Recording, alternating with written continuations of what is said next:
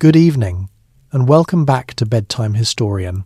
In the long line of Egypt's rulers, most were men who inherited the throne through birthright or conquest, yet one woman managed to claim the same titles, wear the same crowns, and govern with the same authority. How did that come about in a world where such a thing was almost unheard of? So, before you get comfortable, take a moment to like the video and subscribe, but only if you genuinely enjoy what I do here. If you're listening tonight, drop a quick comment with your city and the local time where you are right now. I always enjoy seeing where everyone is tuning in from. Now, dim the lights, maybe turn on a fan for that soft background hum, and let's ease into tonight's journey together. Around the year 1507 BCE, in the bustling city of Thebes, a daughter was born to Pharaoh Thutmos I and his principal wife, Queen Ahmose. They gave her the name Hatshepsut, meaning foremost of noble women. Thebes served as the main centre of power during the early 18th dynasty, with its massive temple complexes dedicated to Amun rising on the east bank of the Nile, while burial grounds and mortuary temples occupied the quieter west bank. The river flowed steadily past the city, providing water for irrigation canals that fed fields of emmer wheat and barley, and supporting the constant movement of boats carrying grain, stone, and people. The royal palace occupied a prominent spot near the Karnak temple precinct. Its walls, made of mud brick coated with white plaster and painted with scenes of royal life, enclosed wide courtyards, pillared halls, and private apartments. Inside, the air carried the scent of burning myrrh and lotus flowers from offering altars, mixed with the smell of baking bread from kitchens where women shaped loaves and tended clay ovens. Servants in simple linen kilts or dresses moved through the corridors, balancing baskets of figs, dates, onions, and beer jars on their heads. Scribes sat cross-legged in shaded areas, dipping reed pens into ink to record inventories or royal decrees on papyrus rolls. Hatshepsut arrived as the daughter of a king, who had risen through military service rather than direct royal blood on his mother's side. Thutmose I had married Ahmose, who carried prestigious lineage as a descendant of the founders of the dynasty. Ahmose bore the title Great Royal Wife, and came from the family that had driven out the Hyksos invaders decades earlier. This connection strengthened Thutmos I's position and gave his children by Ahmose a special claim to legitimacy. The couple had at least two daughters. Hatshepsut appears to have been the elder surviving one. A possible older or younger sister named Neferubiti is mentioned in a few records, but she likely died in childhood, leaving Hatshepsut as the primary daughter from this principal marriage. Thutmose I also had sons by secondary wives, including one named Thutmose who would later take the throne as Thutmose II. These half-brothers shared the palace but belonged to different maternal lines, which sometimes created subtle divisions in court loyalties. Daily life in the palace followed a rhythm tied to the Nile's seasons and the religious calendar. Mornings began with priests performing rituals at dawn in the temples, their chants drifting across the walls.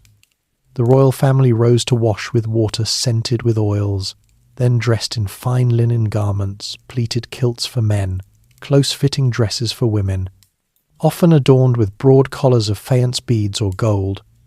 Breakfast might consist of flatbread, cheese, honey, and fruit, eaten while sitting on low stools or mats. As a newborn, Hatshepsut would have been cared for by wet nurses and attendants in the women's quarters, a quieter section of the palace with its own gardens and pools. These nurses, often from noble families themselves, handled feeding, bathing, and early soothing. The baby was wrapped in soft linen, protected from the sun with light canopies, and surrounded by amulets meant to ward off illness. Small figures of Bez, the household protector, or scarabs inscribed with protective spells. The court included a wide circle of officials, viziers who oversaw administration, treasurers managing grain stores and tribute from conquered lands, and military commanders reporting on campaigns in Nubia or the Levant. Thutmose I's reign focused on securing Egypt's borders and expanding influence southward, bringing back captives, cattle, and gold that filled the treasury and supported temple building. This activity meant the palace often hosted returning expeditions, with soldiers displaying ostrich feathers and ebony from distant regions.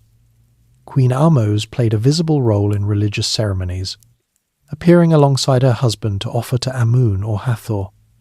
Her position as a link to the dynasty's origins gave her influence in matters of succession and ritual.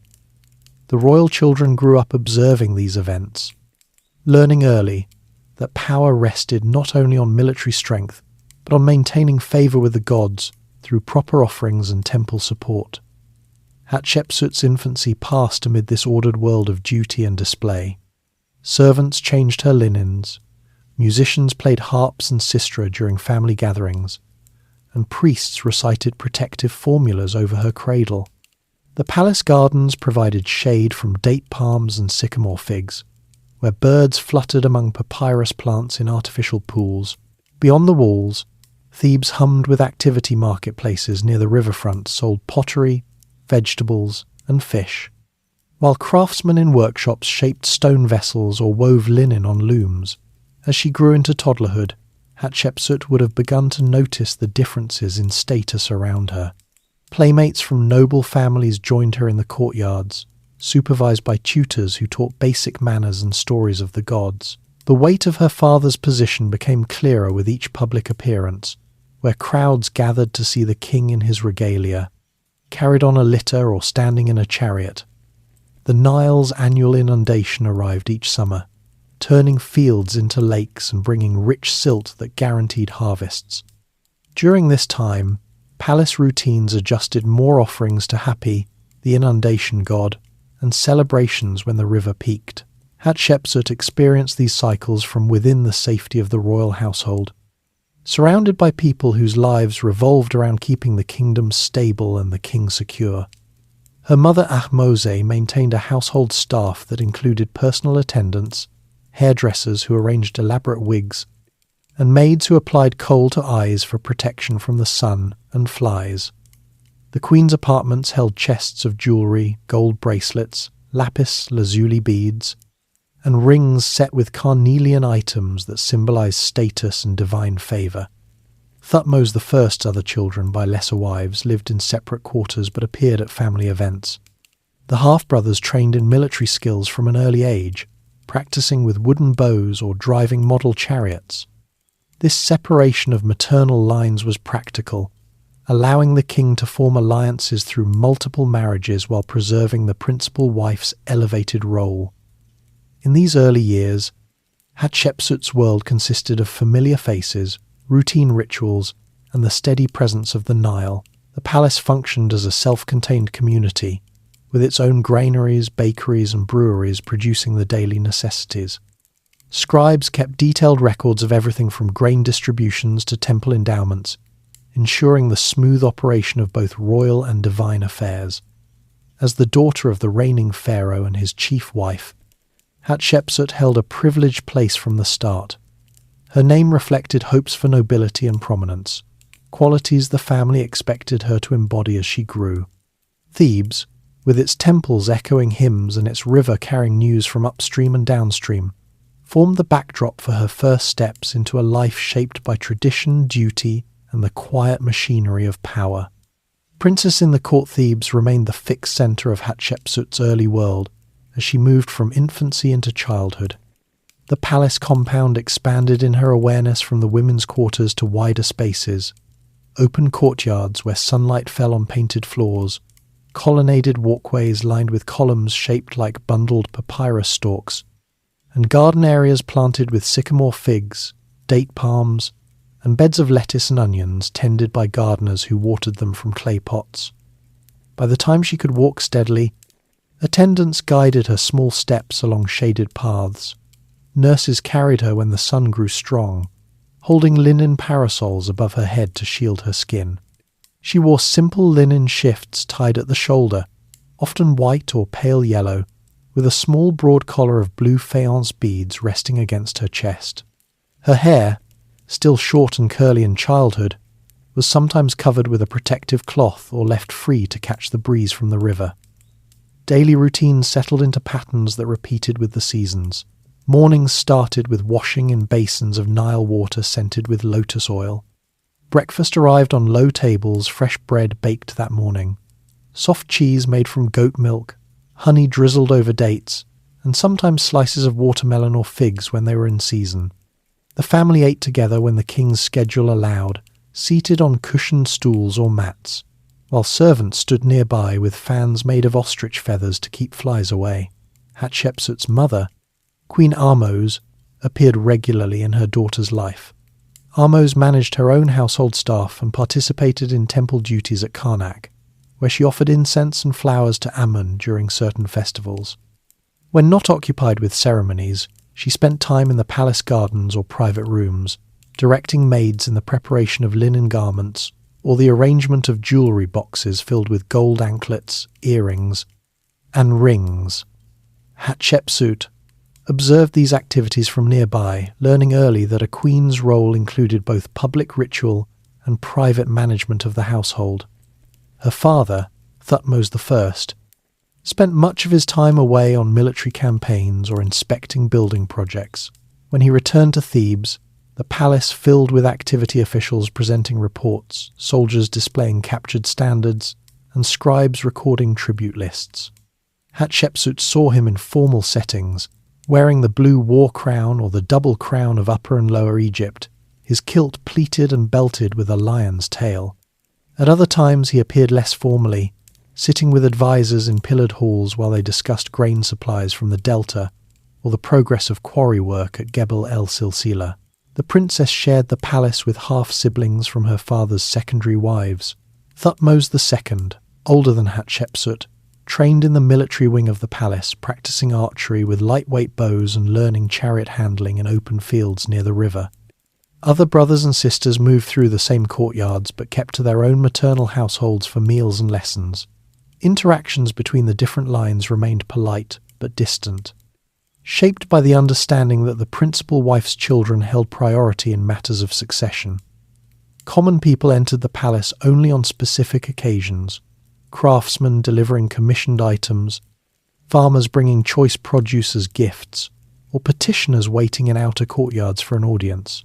Hatshepsut caught glimpses of these visitors from balconies or through doorways, men in short kilts carrying baskets of vegetables, women with children on their hips offering small jars of oil. The contrast between their simpler clothing and the fine linens of the court became part of her early sense of the world beyond the walls. Religious life wove through every day. Priests from Karnak visited regularly, bringing small statues of gods for household shrines. The family maintained altars in private rooms where daily offerings of bread, beer and flowers were placed before images of Amun, Mut and Khonsu. Hatshepsut learned to place lotus blossoms on offering tables and to repeat short prayers under the guidance of her nurses. During major festivals, such as the Opet celebration, the entire court processed to the temple, with the royal family riding in litters carried by strong bearers.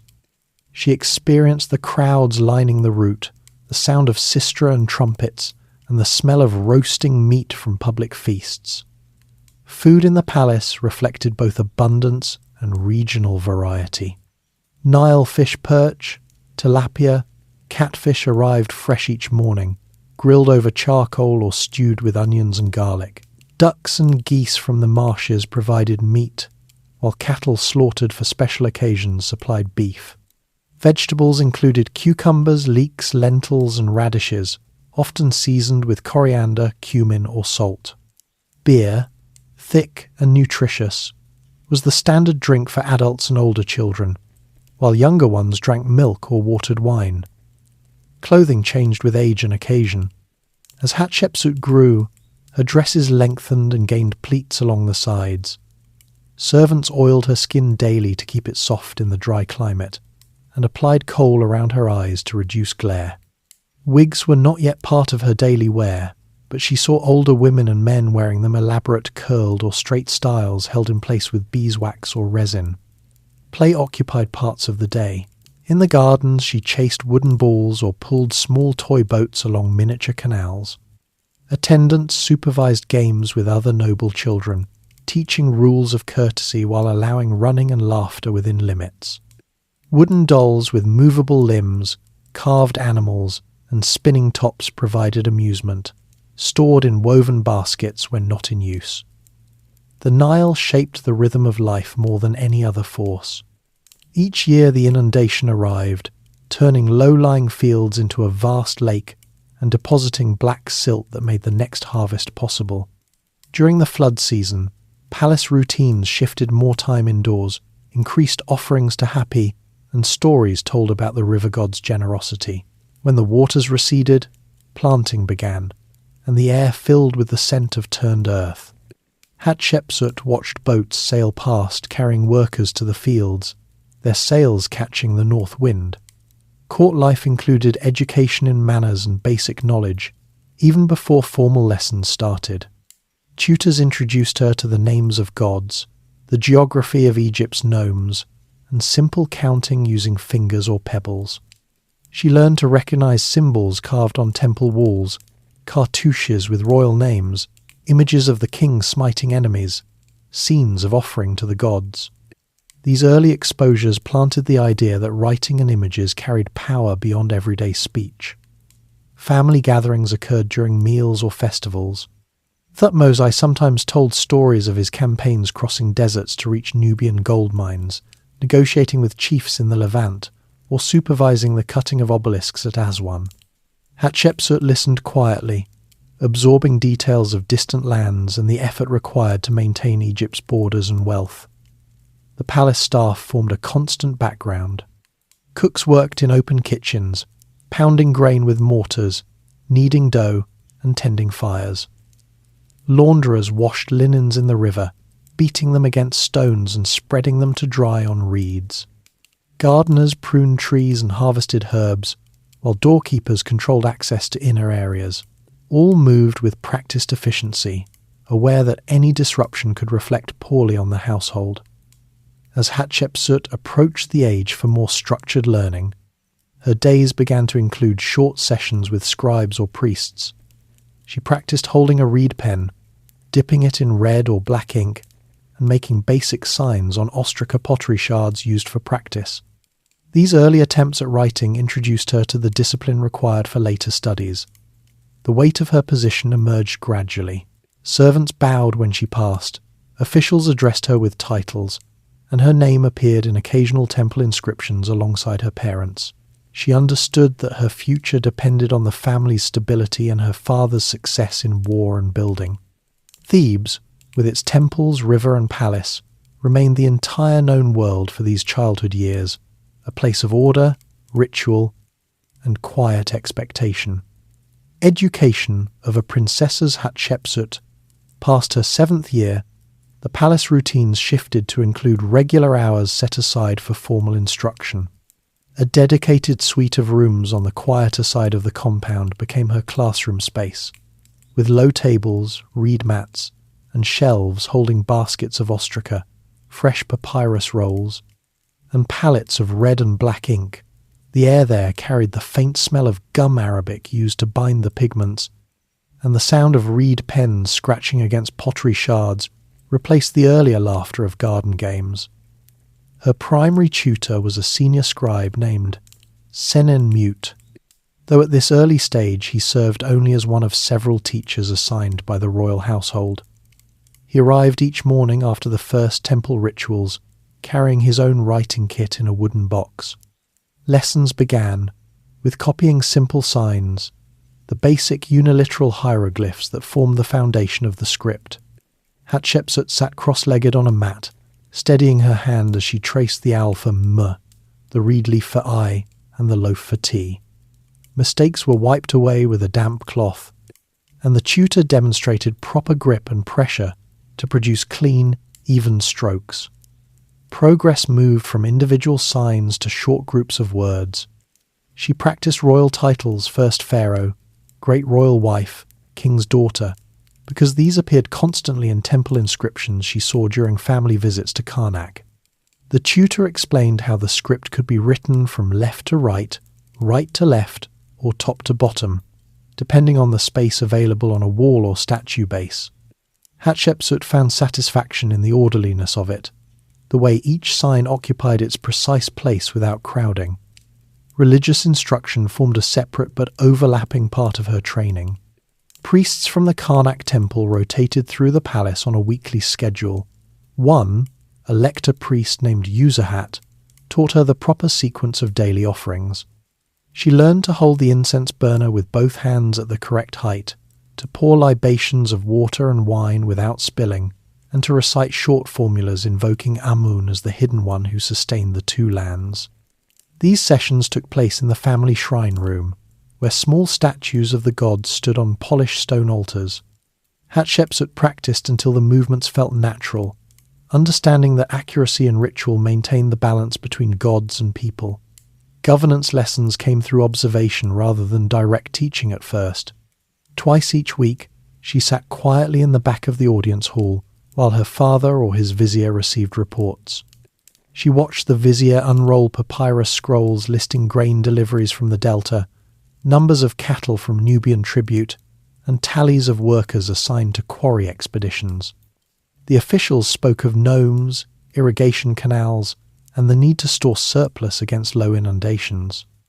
Hatshepsut absorbed the realization that ruling required constant attention to these numbers, that a single poor harvest could affect the entire kingdom's stability.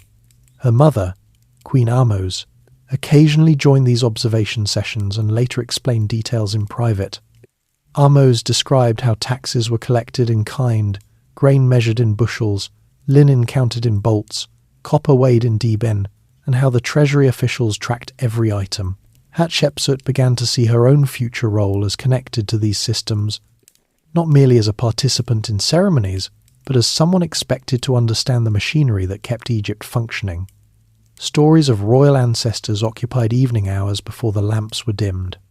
A storyteller attached to the women's quarters recounted the deeds of Ahmose I and Ahmose Nefertari. Hatshepsut heard how her great-grandfather had driven the Hyksos out of the delta after years of conflict, how he had rebuilt temples destroyed during foreign occupation, and how his queen had held the kingdom together during his absences. These tales were delivered in a steady, factual tone, with emphasis on dates of reigns and locations of battles rather than heroic exaggeration. Hatshepsut listened while servants prepared her sleeping mat, picturing the northern cities she had never seen, and the ships that had carried Egyptian soldiers into the delta marshes. The half-brothers received parallel but distinct training. Thutmos II and the other sons spent mornings in the military courtyard learning to string bows, cast throwing sticks at targets, and drive light chariots pulled by trained horses. Hatshepsut glimpsed these sessions from a distance, noting the dust raised by hooves and the instructor's corrections on posture. The contrast between her indoor studies and their outdoor practice highlighted the different expectations placed on royal sons and daughters, yet she noticed that both paths served the same goal of strengthening the dynasty. Daily habits adjusted around the new schedule. Lessons occupied the cooler morning hours, followed by a midday meal of bread, lentils, and grilled fish eaten in the shade of a colonnade. Afternoons included physical activity, walking circuits of the palace gardens, or practicing dance steps used in temple processions. Servants oiled her limbs after exercise and changed her linen dress, which now reached below the knee and featured finer pleating. She began wearing a small wig on formal occasions, a child-sized version with short, straight locks held by a simple fillet. The palace library, a long room lined with wooden chests, became a regular destination. There she handled copies of the Book of the Dead spells, though only the protective sections suitable for a child. She traced the outlines of illustrated scenes showing the journey through the underworld, learning the names of the gates and the guardians. These hours fostered a quiet curiosity about what lay beyond visible life, though the teachings framed it as orderly continuation rather than mystery. Court ambitions revealed themselves through overheard conversations among officials. Thutmos I's plans for new obelisks at Karnak and expansions at the Temple of Mut were discussed openly in her presence. She understood that these projects required stone from Aswan quarries, skilled masons from Memphis, and gold leaf imported through trade routes. The king's drive to leave lasting monuments shaped the atmosphere around him, Advisors competed to suggest grander designs, while treasurers calculated the cost in labour and resources. Hatshepsut developed a habit of reviewing her daily lessons each evening. She would sit with a small lamp, practicing signs on a fresh ostrakon until her hand grew steady. This private repetition built confidence and a sense of personal order amid the larger palace routines. She rarely expressed frustration when a sign came out crooked. Instead, she smoothed the surface and tried again, learning persistence as a necessary trait for someone of her station. Interactions with other royal children remained limited, but instructive. During shared festival meals, she observed how her half-brothers carried themselves with the assurance of future military leaders. The girls from secondary wives played quieter games, their futures likely tied to marriage alliances rather than direct rule. These differences were accepted without comment, part of the natural order of the court. Broader political forces pressed in through news arriving by riverboat. Reports of successful campaigns in Nubia brought additional gold and captives, which funded more temple construction. Hatshepsut heard officials praise the king's expansion of Egyptian control southward, securing trade in ivory, ebony, and incense. She connected these victories to the stability that allowed her own education to proceed uninterrupted. Religious rites deepened as she participated more actively. During the annual beautiful festival of the valley, she joined the procession carrying a small sistrum, shaking it in rhythm with the priest's chants. The sound of the instrument, the smell of burning incense, and the sight of the sacred bark carrying Amun's statue across the Nile combined into a powerful sense of continuity with past generations. By her 10th year, Hatshepsut could read short temple inscriptions aloud and calculate basic grain allocations using a system of unit fractions. Her tutors noted her quick grasp of administrative concepts, though they recorded this privately rather than praising her directly. The royal household valued competence without drawing attention to any single child's abilities, preserving balance among the siblings. The king's health and energy remained strong during these years, yet the court quietly prepared for possible transitions. Hatshepsut sensed this preparation in the increased attention given to all royal children's training. She continued her studies with steady application, absorbing the knowledge that one day she might need to advise or support whichever brother inherited the throne. The Nile's cycles continued to frame everything. During the inundation months, lessons moved to upper rooms away from dampness, and stories turned to the agricultural bounty that followed the flood. Hatshepsut watched scribes update flood height records on the Nilometer at Karnak, understanding that accurate measurement directly affected tax assessments and temple offerings. Her inner world remained largely private. She developed a preference for the quiet of the library over noisier garden activities, though she still enjoyed the scent of blooming lotus in the pools. Ambition, if it existed yet, took the form of a growing desire to master the skills expected of her, rather than any outward push for prominence. Fears centered on practical matters, making an error in ritual or failing to remember a sequence of signs rather than larger uncertainties. The royal household's habits reflected the king's focus on empire.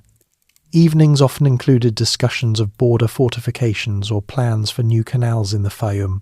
Hatshepsut listened from her place at the lower end of the table, piecing together how military success, religious piety, and administrative efficiency all supported one another.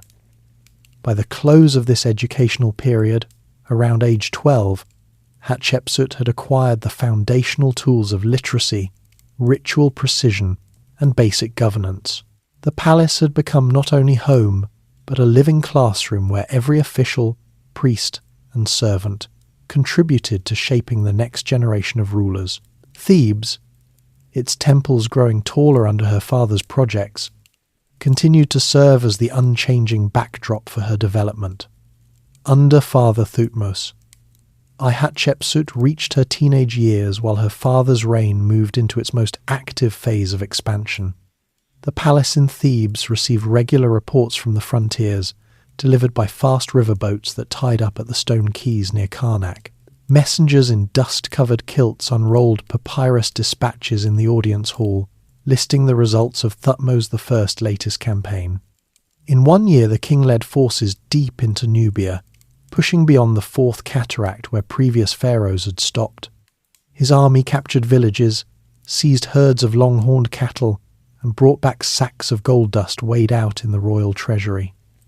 Hatshepsut stood quietly at the side of the hall during these presentations, watching the vizier mark each entry on his master list while servants carried sample ingots forward for inspection.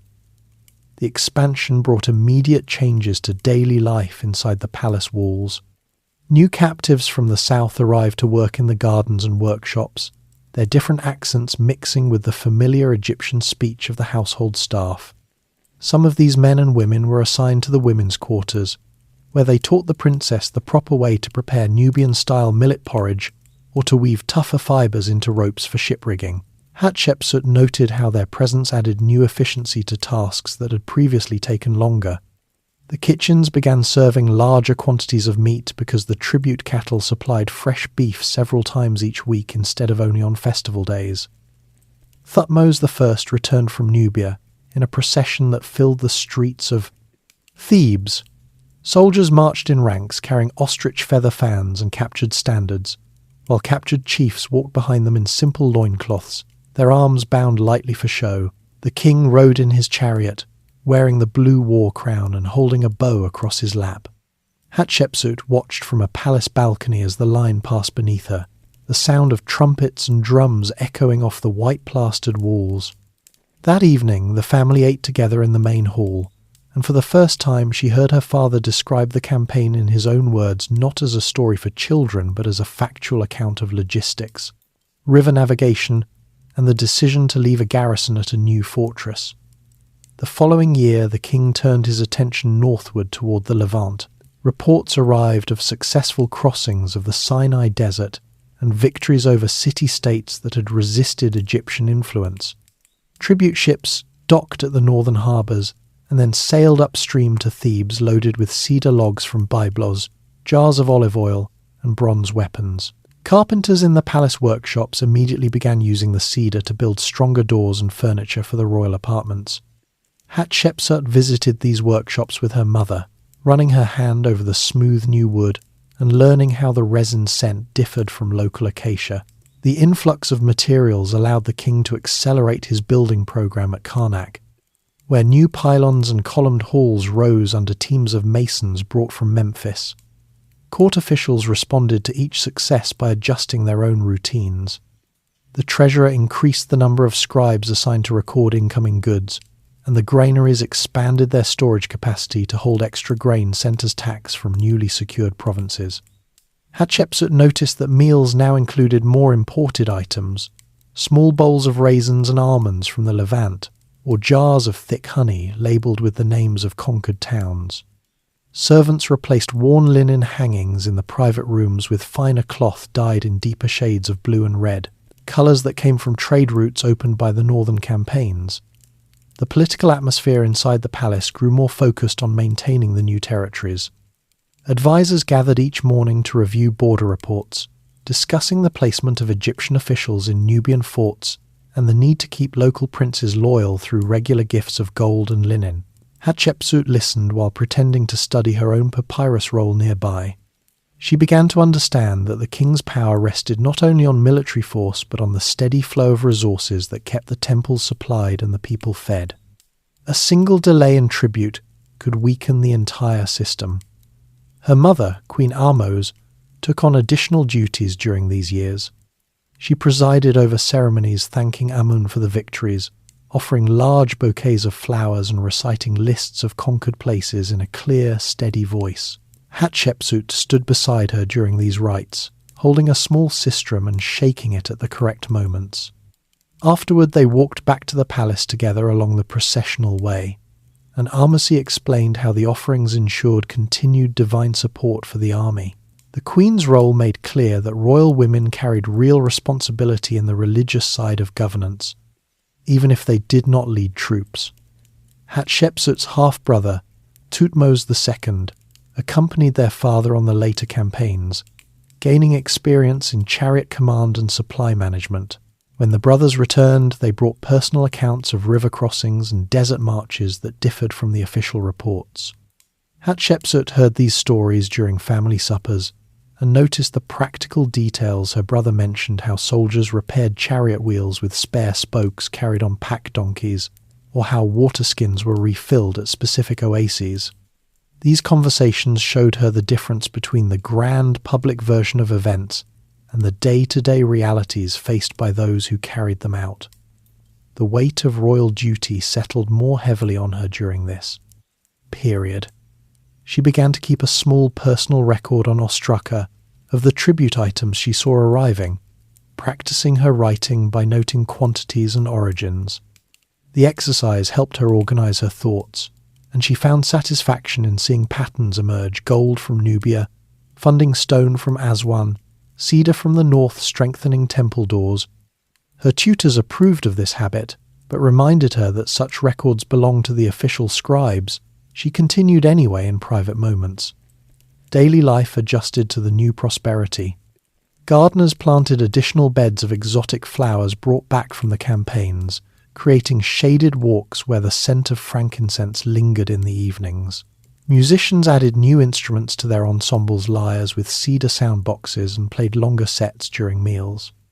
Hatshepsut practiced her own musical training by learning the finger positions for these foreign tunes, though she preferred the traditional Egyptian harp for its deeper tone. Officials from distant provinces began appearing more frequently at court, presenting gifts and swearing loyalty oaths. Hatshepsut observed how her father received them with formal courtesy, offering them seats and listening to their requests for Egyptian engineers to build local irrigation channels. She realized that maintaining the empire required constant negotiation and the exchange of favors, not simply conquest. The king's building projects at Karnak reached a new stage with the erection of a pair of granite obelisks. Hatshepsut visited the temple site with her father one morning, when the work crews had cleared the area. She watched the massive stones being levered into position on their bases, the air filled with the sound of wooden mallets and the shouts of foremen. Thutmos II explained the inscriptions planned for their sides, his names and titles, alongside scenes of offering to Amun. The visit left her with a clear picture of how military success translated directly into stone that would stand for centuries. Religious festivals grew larger during these years of expansion. The Opet festival now included additional barges carrying statues from other temples, and the public feasts fed more people because of the extra grain in storage. Hatshepsut participated in the processions, wearing a pleated linen dress and a broad collar of new gold beads received as part of the tribute.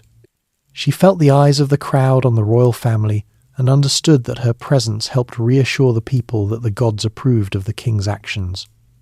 Her inner sense of responsibility developed quietly. She worried less about personal mistakes in ritual and more about whether the kingdom's growing borders could be held without draining resources from the heartland. She kept these thoughts to herself, discussing them only in short exchanges with her mother during private walks in the garden. Ahmose listened and reminded her that every generation faced similar challenges, and the key was steady administration rather than dramatic gestures. The palace staff expanded to manage the increased workload. New scribes trained in the outer courtyards, their pens moving steadily across practice ostraca. Cooks learned to prepare Levantine dishes requested by visiting dignitaries, and tailors produced more elaborate kilts for the king's military appearances. Hatshepsut watched these changes with interest, noting how each department adjusted its routines to support the wider empire. By the later years of Thutmos I's reign, Hatshepsut had absorbed the practical realities of rule. She understood that campaigns brought wealth but also required careful management to prevent waste. She saw how her father balanced military ambition with temple building, and how both served to strengthen the dynasty's claim to divine favour. The political atmosphere in Thebes had become one of confident expansion, yet she sensed the underlying need for vigilance that kept the entire system functioning. The Nile continued its unchanging cycle, but now the boats arriving during the sailing season carried not only local produce, but goods from across the known world. Hatshepsut walked the riverbank sometimes with attendants, observing the unloading and feeling the steady pulse of a kingdom that stretched farther than ever before. Her teenage years under her father taught her that royal duty meant paying attention to every detail, from the weight of gold ingots to the precise wording of temple inscriptions, and that the stability of Egypt depended on those who noticed such things. Marriage to Thutmos. Hatshepsut entered her mid-teens as the political landscape within the palace began to shift toward preparations for the next generation. Thutmos I, now in the later years of his reign, turned increasing attention to securing the line of succession. The decision settled on his son, Thutmos II, born to a secondary wife named Mutnefret, as the designated heir. To strengthen the claim and maintain the principal royal bloodline, the king arranged for Hatshepsut to become the wife of her half-brother.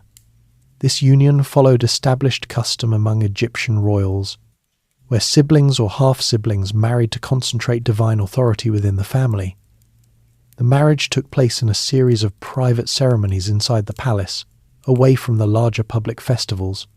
Priests from Karnak officiated, burning incense and reciting formulas that linked the couple to the gods Horus and Hathor. Hatshepsut wore a long pleated dress of the finest translucent linen, gathered at the waist with a broad sash, and a heavy broad collar of gold and lapis lazuli beads that rested across her shoulders.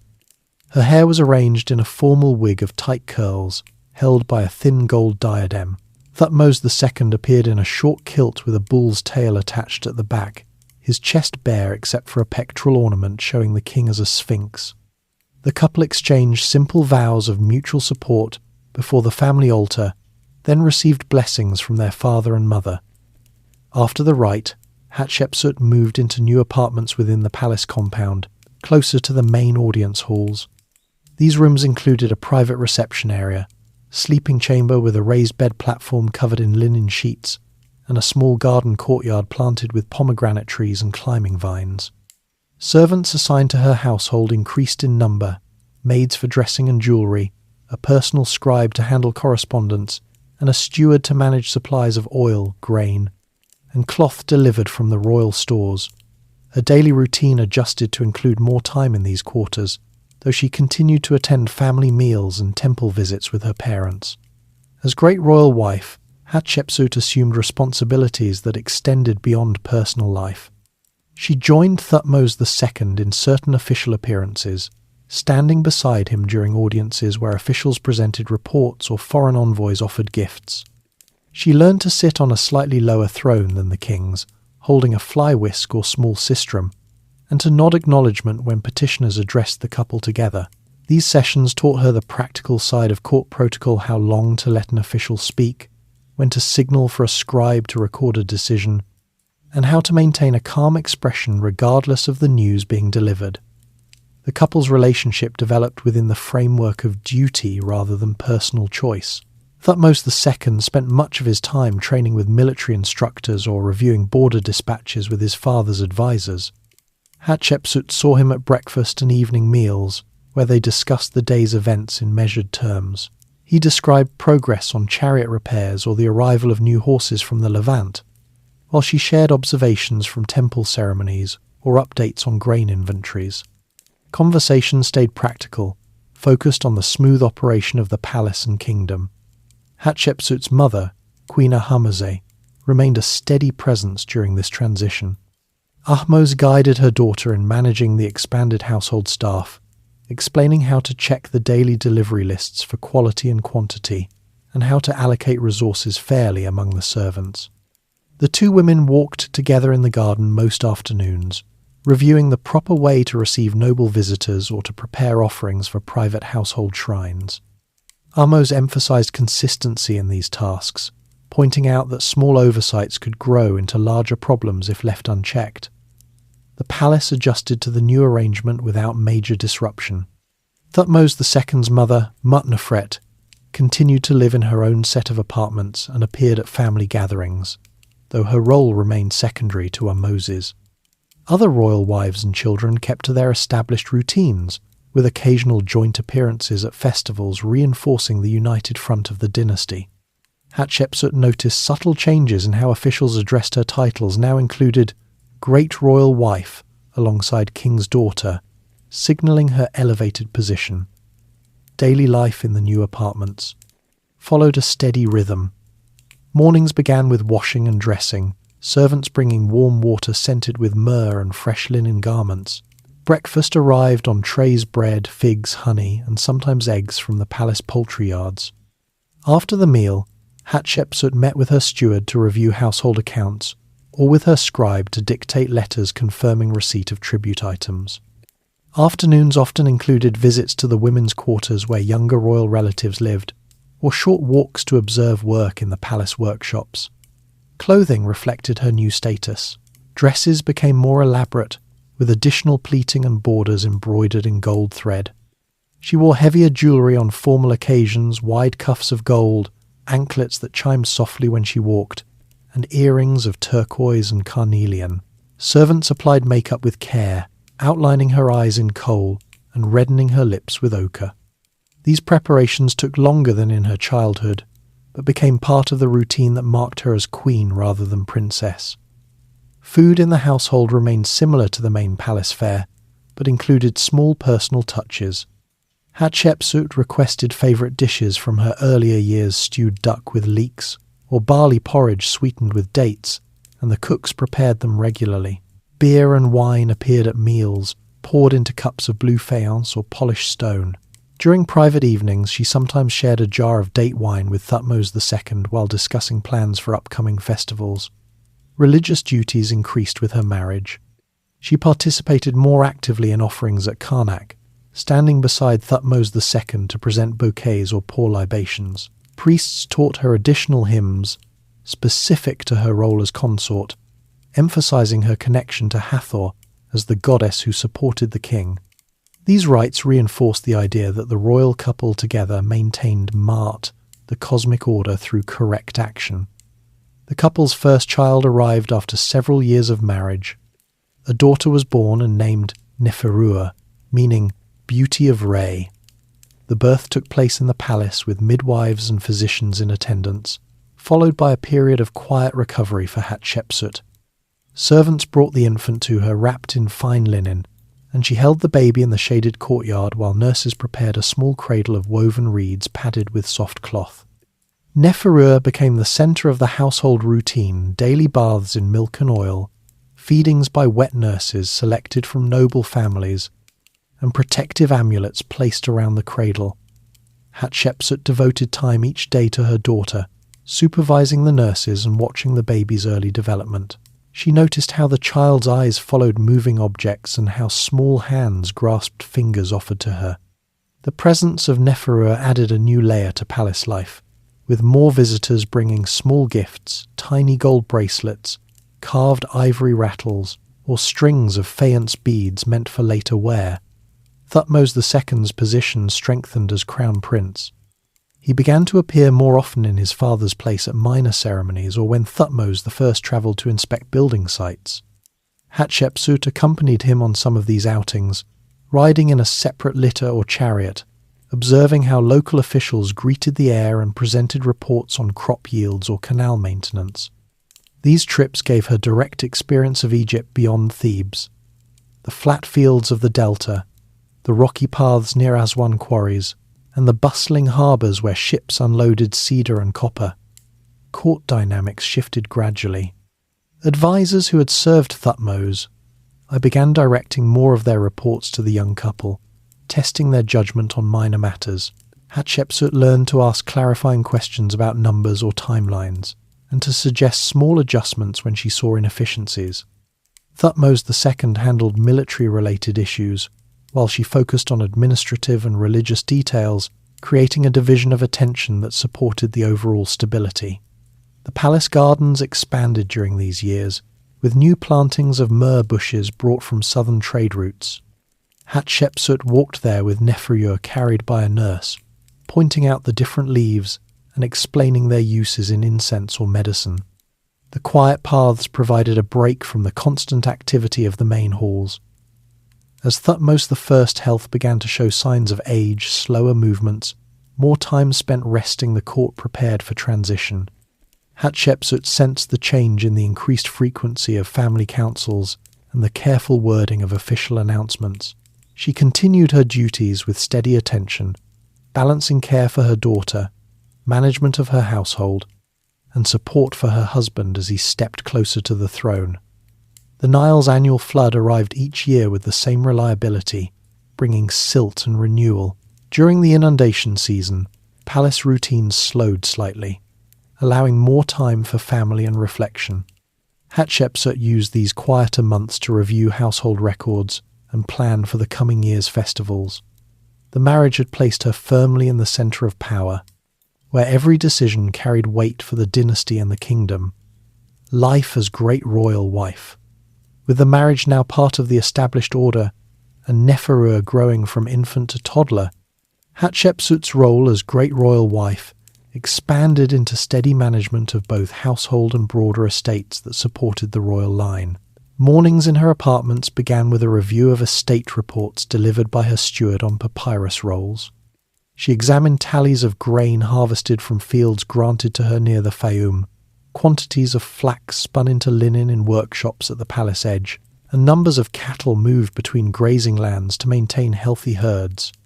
These checks took place while she sat at a low table, reed pen in hand, marking adjustments for any discrepancies before the scribe copied them into official ledgers. The process ensured that her personal resources contributed reliably to palace supplies without drawing from the main treasury. After the estate review, she spent time with Neferua in the shaded courtyard attached to her quarters. The little girl, now walking confidently, played with small wooden animals and cloth dolls under the supervision of 2 dedicated nurses. Hatshepsut watched her daughter practice stacking painted blocks or splashing in a shallow basin of warm water scented with lotus. She showed Neferua how to identify simple shapes on amulets, the ankh for life, the scarab for renewal, explaining their meanings in short, repeated phrases that the child could mimic. These sessions lasted until midday, when the nurses took Neferua for a nap in a cool inner room lined with reed mats and light hangings to block the sun. Midday meals shifted to a larger hall, where Hatshepsut hosted selected noble families. Officials' wives and daughters arrived in their best linen dresses, bringing small gifts such as jars of perfumed oil or baskets of fresh pomegranates. Conversation turned to practical matters, the progress of irrigation canals on their own lands, the availability of skilled weavers for household staff, or the scheduling of upcoming temple festivals. Hatshepsut listened carefully, offering quiet suggestions about coordinating labour between estates or sharing surplus produce during lean months. These gatherings allowed her to build quiet alliances, learning which families could be relied on for steady support and which needed closer attention to prevent small grievances from growing.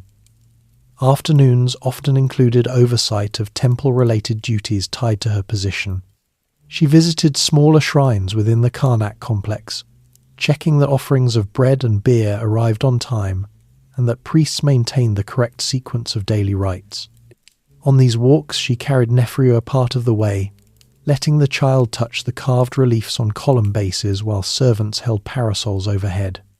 Back in the palace, she met with the overseer of her wardrobe to inspect new garments woven from estate flax, ensuring the pleats were even and the borders properly dyed. Jewellery chests received similar attention, with pieces sorted by occasion and any missing items noted for replacement from the royal goldsmiths. Family circles within the palace required ongoing navigation. Thutmos II's mother, Mutnofret, maintained her own household in a separate wing and appeared at shared family meals or minor ceremonies.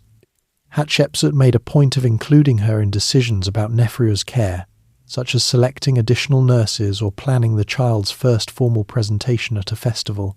These gestures kept relations smooth, avoiding any appearance of exclusion that could ripple through the wider court. Other royal relatives from secondary lines joined occasional suppers, where discussions stayed on neutral topics like the quality of recent Nile floods or the arrival of new horses for the stables. Hatshepsut observed the subtle shifts in conversation when certain officials were present, noting who spoke with confidence and who deferred to others. Her growing influence showed in the increasing number of petitions directed to her apartments. Nobles sent requests for her support in temple appointments or for recommendations on grain distribution during dry periods. She reviewed each one with her scribe, approving some and declining others with brief written explanations that the steward delivered. This steady stream of matters gave her a clearer view of conditions across the nomes, from crop reports in the delta to labour needs at quarry sites near Aswan. She developed a habit of keeping personal ostraca notes on recurring issues, filing them in a wooden box for later reference. Personal habits formed around this routine. In the evenings, after Neferuer had been settled for the night, Hatshepsut sometimes walked the palace gardens alone with a single attendant carrying a small lamp. She checked the condition of the myrrh bushes and date palms, noting which plants needed extra water or pruning. These quiet moments allowed her to reflect on the balance between her duties and the kingdom's needs. She worried occasionally about the aging king's health and how smoothly the transition to Thutmos II would proceed, but she kept such concerns private, discussing them only in short exchanges with her mother during their weekly garden walks. Clothing and appearance followed patterns suited to her status. She wore pleated linen dresses with wide sashes during the day, changing to lighter shifts for private hours. Servants applied coal and oil each morning, and she selected jewellery from her growing collection: gold bracelets for formal meetings, simpler faience pieces for estate reviews. Meals reflected the variety of her estates: grilled perch from river fisheries, lentil stew seasoned with herbs from the palace gardens, and occasional treats of imported almonds or raisins shared with Neferuer. Court nobles responded to her steady approach by seeking her advice more openly on matters outside direct royal command. A vizier's wife might ask about managing household scribes, or a treasurer's daughter about suitable matches for younger siblings. Hatshepsut answered factually, drawing on her own observations without overstepping. This quiet network of connections strengthened her position without drawing attention from the main line of authority. Religious participation deepened through regular involvement in smaller festivals at Mut's temple, where she offered flowers and recited standard hymns alongside other royal women. These events reinforced the queen's role in maintaining divine favour for the family, and she ensured Neferuer witnessed portions of them from a safe distance so the child could absorb the rhythms early. The Nile's cycles continued to shape the pace of life. During the inundation, estate reports focused on flood levels and potential damage to canals, prompting Hatshepsut to adjust labour assignments from her lands. In the planting season, she reviewed seed distribution lists to guarantee even coverage across her fields. These seasonal adjustments kept her estates productive and contributed to overall stability. Her concerns remained practical, ensuring Neferuer received consistent care, maintaining smooth relations with Mut-Nofret's circle, and keeping estate records accurate so no resources went to waste. She found satisfaction in the order she helped create, from balanced ledgers to well-tended gardens and a growing child who recognized basic hieroglyphs. The palace functioned as an extended household under her attention, with each department operating in coordination with the others. Noble families from outside Thebes began sending representatives more frequently, bringing news of local conditions and small tribute items from their districts. Hatshepsut received them in her reception room, listening to accounts of canal repairs or temple restorations in distant nomes. She noted patterns regions with reliable water sources versus those needing royal engineers and passed relevant details to Thutmos II for consideration in larger planning sessions. Daily routines extended into the evening, with a light supper shared with her husband when his schedule allowed. They reviewed the day's reports together, he on military readiness and she on administrative and estate matters. These exchanges built a shared understanding without formal councils. Afterward, Hatshepsut returned to her apartments to check on Neferuer one last time, adjusting a blanket or listening to the child's steady breathing before retiring. The years as great royal wife solidified her place in the palace structure. She managed people and resources with quiet competence, raised her daughter within the expectations of royal life, and cultivated relationships that supported the dynasty's continuity. Personal concerns about future transitions stayed measured, channeled into careful oversight rather than open worry. The court moved forward in its established patterns, with Hatshepsut's steady hand contributing to the smooth operation of everything from morning estate reviews to evening family gatherings. Tuzu reign, and passing Thutmos I's final months brought a noticeable slowing to palace routines that had run with steady energy during the expansion years. The king limited his public appearances to essential temple ceremonies, leaving longer administrative sessions to his son and heir. Hatshepsut continued her estate reviews and household management while spending additional time with her mother Ahmose in the women's quarters, where they coordinated adjustments to the daily schedule of offerings and staff assignments. Physicians visited the king's apartments regularly, preparing mixtures of herbs and honey to support breathing and circulation. But the royal household maintained its outward composure without altering the core flow of reports or deliveries. The king's death came quietly in the palace, around 1493 BCE. Embalmers arrived from their dedicated workshops on the West Bank to begin the 70-day process of preserving the body with natron salts and resins. The palace entered a period of formal mourning, with servants replacing colourful wall hangings with plain linen and reducing the number of lamps lit after sunset. Hatshepsut participated in the initial private rites, alongside her husband Thutmos II, her mother, and other family members, placing small offerings of bread and beer at the household altar, while priests recited standard protective formulas. The court officials gathered in the audience hall to swear continued loyalty to the new king, and messengers carried the announcement upstream and downstream, along the Nile, so that governors in distant nomes could organize local observances. Thutmos II ascended without delay, adopting the full set of royal titles and the double crown in a coronation ceremony held inside Karnak. The procession moved along the temple avenues with priests carrying the sacred bark, and Hatshepsut walked beside her husband in her role as great royal wife, holding a sistrum and wearing the vulture headdress that marked her position. The event included the distribution of extra grain and beer to the people of Thebes, ensuring the transition felt continuous rather than disruptive. Immediately after, Thutmos II took up the daily audiences, reviewing the same types of reports his father had handled: grain tallies, border dispatches, and temple endowment lists with the same group of viziers and treasurers who had served the previous reign. The new reign settled into patterns similar to the earlier years, though on a smaller scale. Thutmos II directed a limited campaign into Nubia early on, sending troops to reinforce the forts established by his father and secure tribute routes for gold and cattle. The returning expedition delivered modest quantities of raw materials that funded continued work at Karnak, where masons added columns and reliefs depicting the new king offering to Amun.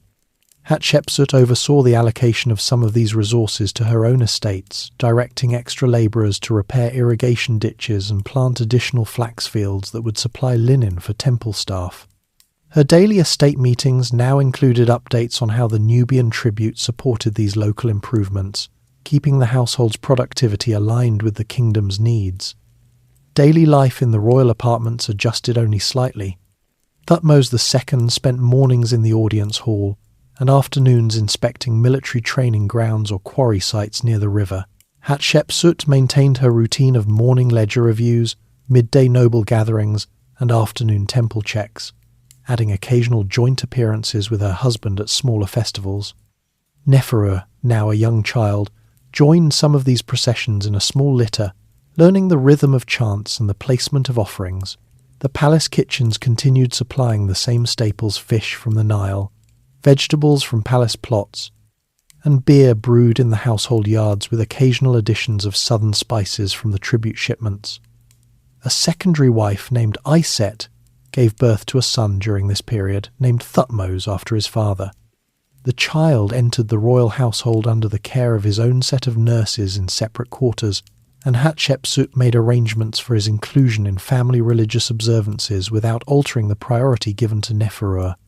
The presence of the young prince added another layer to court planning, with officials noting his growth alongside reports on the heir's military education.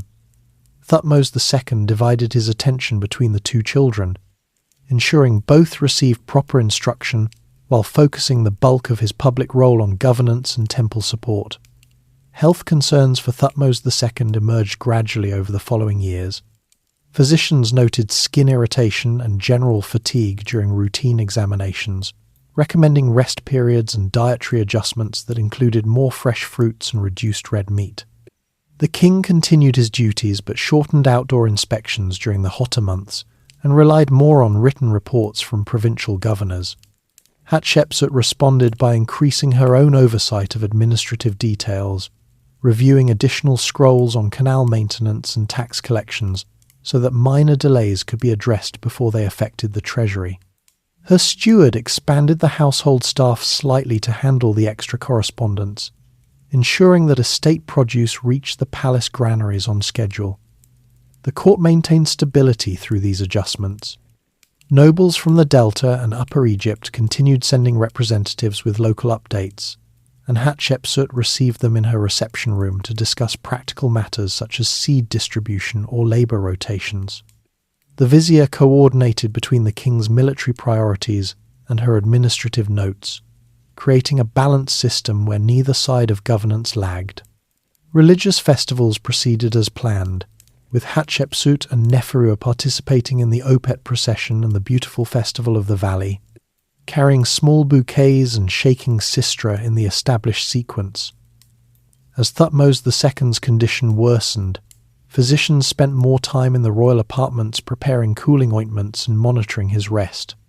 The king reduced his public audiences to essential matters, delegating routine decisions to trusted officials, while Hatshepsut handled the flow of estate and temple reports.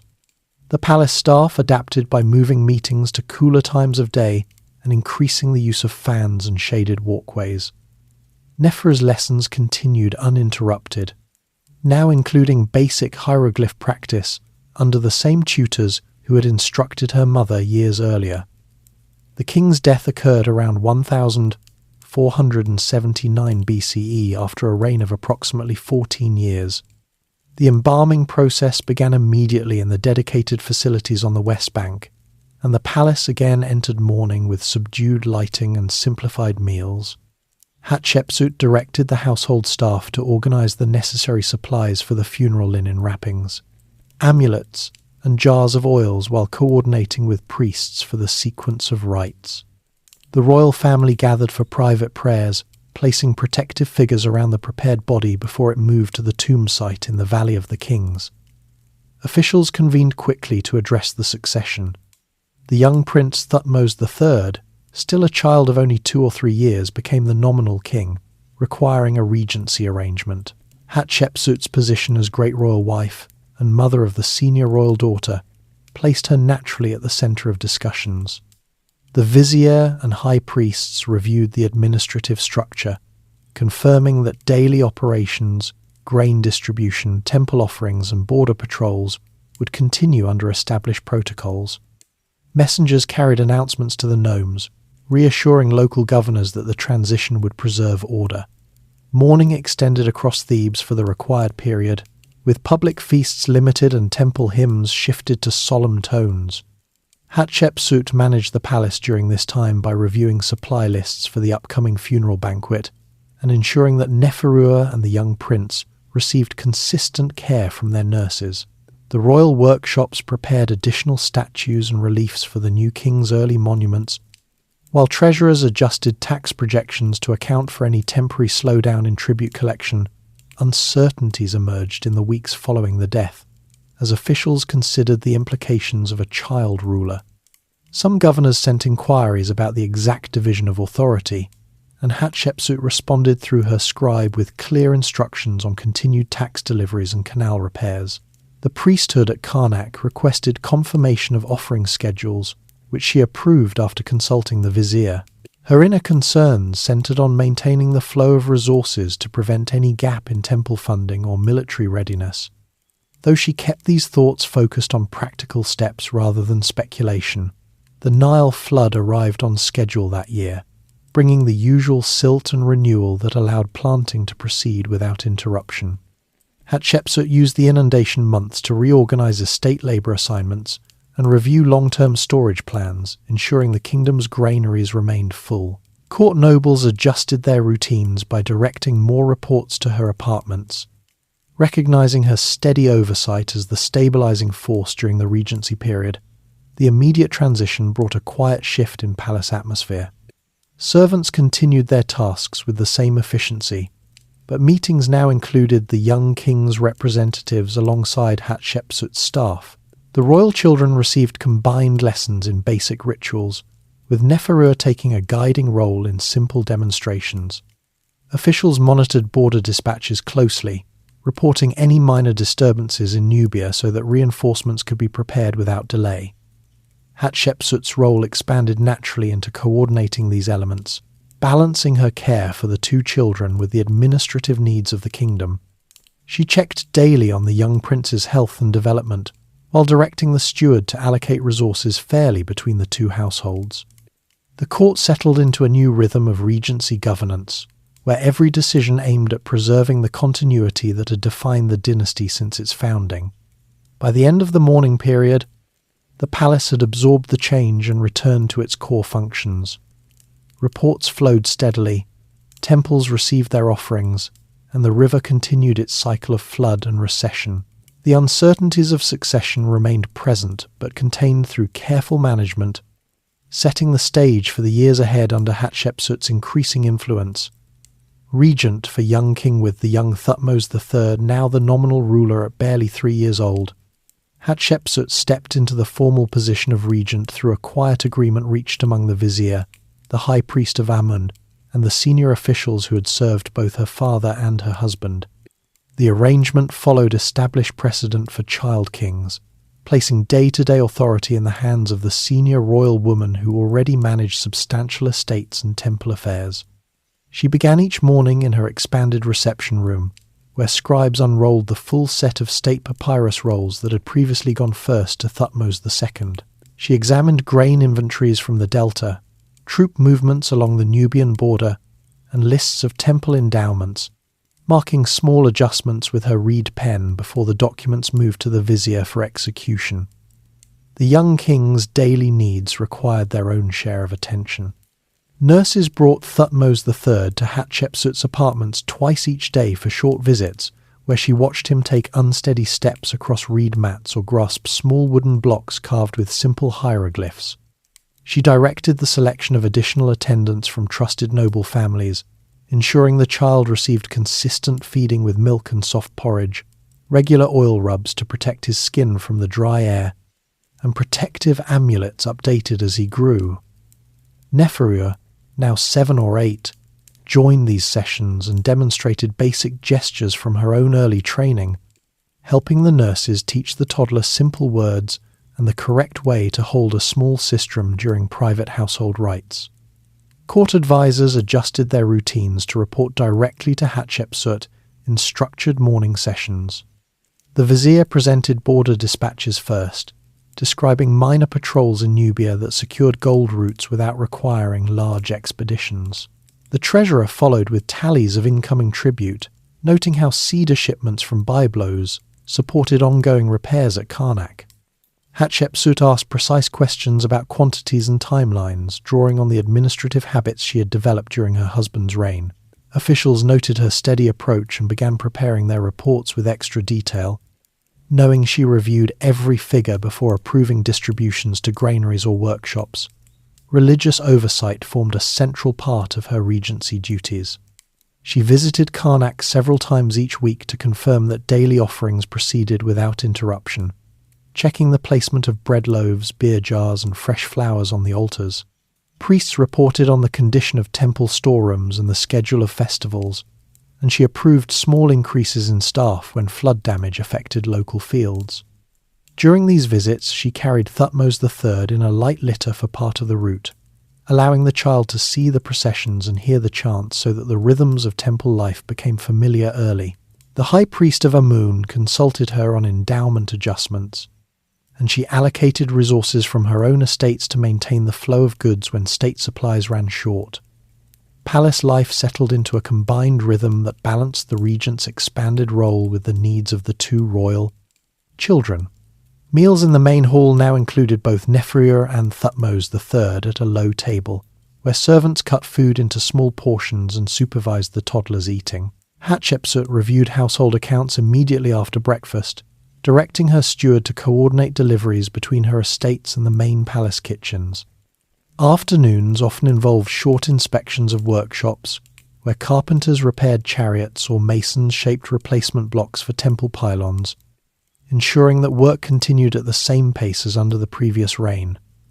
Nobles from across Egypt sent representatives more frequently during the early Regency months, bringing local reports on canal conditions and harvest projections. Hatshepsut received them in her reception room, listening to accounts of silt buildup in delta waterways or labour shortages in Upper Egypt quarries. She responded with written instructions on resource sharing between districts, drawing from her earlier estate management experience. These exchanges built a network of direct communication that bypassed some of the slower official channels, allowing quicker responses to minor disruptions before they affected tax collections. Her inner habits adapted to the heavier workload. She kept a separate set of ostraca for personal notes on recurring issues, delayed grain shipments, priestly requests for extra oil, or updates on the young king's health, and reviewed them each evening by lamplight before storing them in a locked chest. This practice helped her track patterns over months and prevented small oversights from accumulating. She developed a routine of walking the palace gardens alone at dusk with one attendant, checking the condition of irrigation channels that fed the pomegranate trees and noting any plants that needed replacement. These quiet circuits provided the only extended time for reflection, where she considered the long-term stability of the dynasty rather than immediate crises. The political forces around her included a circle of experienced officials who had served Thutmos I and II. Some, like the treasurer and the overseer of granaries, offered advice based on decades of record-keeping and quietly supported her decisions. Others, particularly military commanders who had trained Thutmos II, watched the regency closely, but focused their attention on border security rather than internal administration.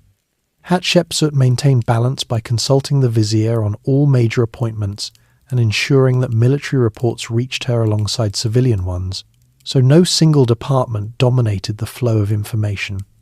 Daily culture inside the palace continued its established patterns. Servants prepared the same Nile fish stews and lentil dishes, now portioned for the children's smaller appetites.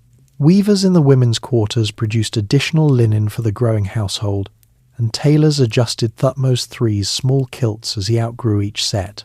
Festivals proceeded on schedule, with Hatshepsut and Neferua participating in the Opet procession while the young king watched from a shaded pavilion. The public distribution of extra beer and bread during these events reassured the people of Thebes that the kingdom remained secure under the regent's oversight. As months turned into years, Hatshepsut's confidence in handling state affairs increased through repeated practice. She began approving larger temple projects, such as the addition of new offering tables at the Shrine of Mut, after reviewing cost estimates and labour rosters herself. Scribes noted her growing familiarity with the full range of administrative terminology, and officials started addressing more complex matters to her directly rather than routing them through intermediaries. The young king's education progressed under tutors who combined basic hieroglyph practice with simple stories of past pharaohs, and Hatshepsut occasionally sat in on these sessions to ensure the lessons aligned with the dynasty's traditions. Concerns about the future remained practical rather than overt. She monitored the health of key advisors and prepared contingency notes on estate management in case any senior official needed replacement. The Nile's annual inundation provided a reliable measure of stability. When flood levels matched previous years, she directed extra grain storage to buffer against possible dry seasons ahead. During these flood months, palace routines slowed slightly, allowing more time for the children's play in the courtyards and for her own review of long-term endowment lists. Court nobles responded to her steady leadership by increasing their own efficiency in supplying reports. Governors in distant nomes sent more frequent updates on local conditions, knowing that decisions could reach them quickly through her scribe. This flow of information created a sense of continuous governance that prevented any noticeable gap in authority. Hatshepsut allocated portions of incoming tribute to support the young king's future military training, setting aside bronze weapons and chariot parts in dedicated storerooms.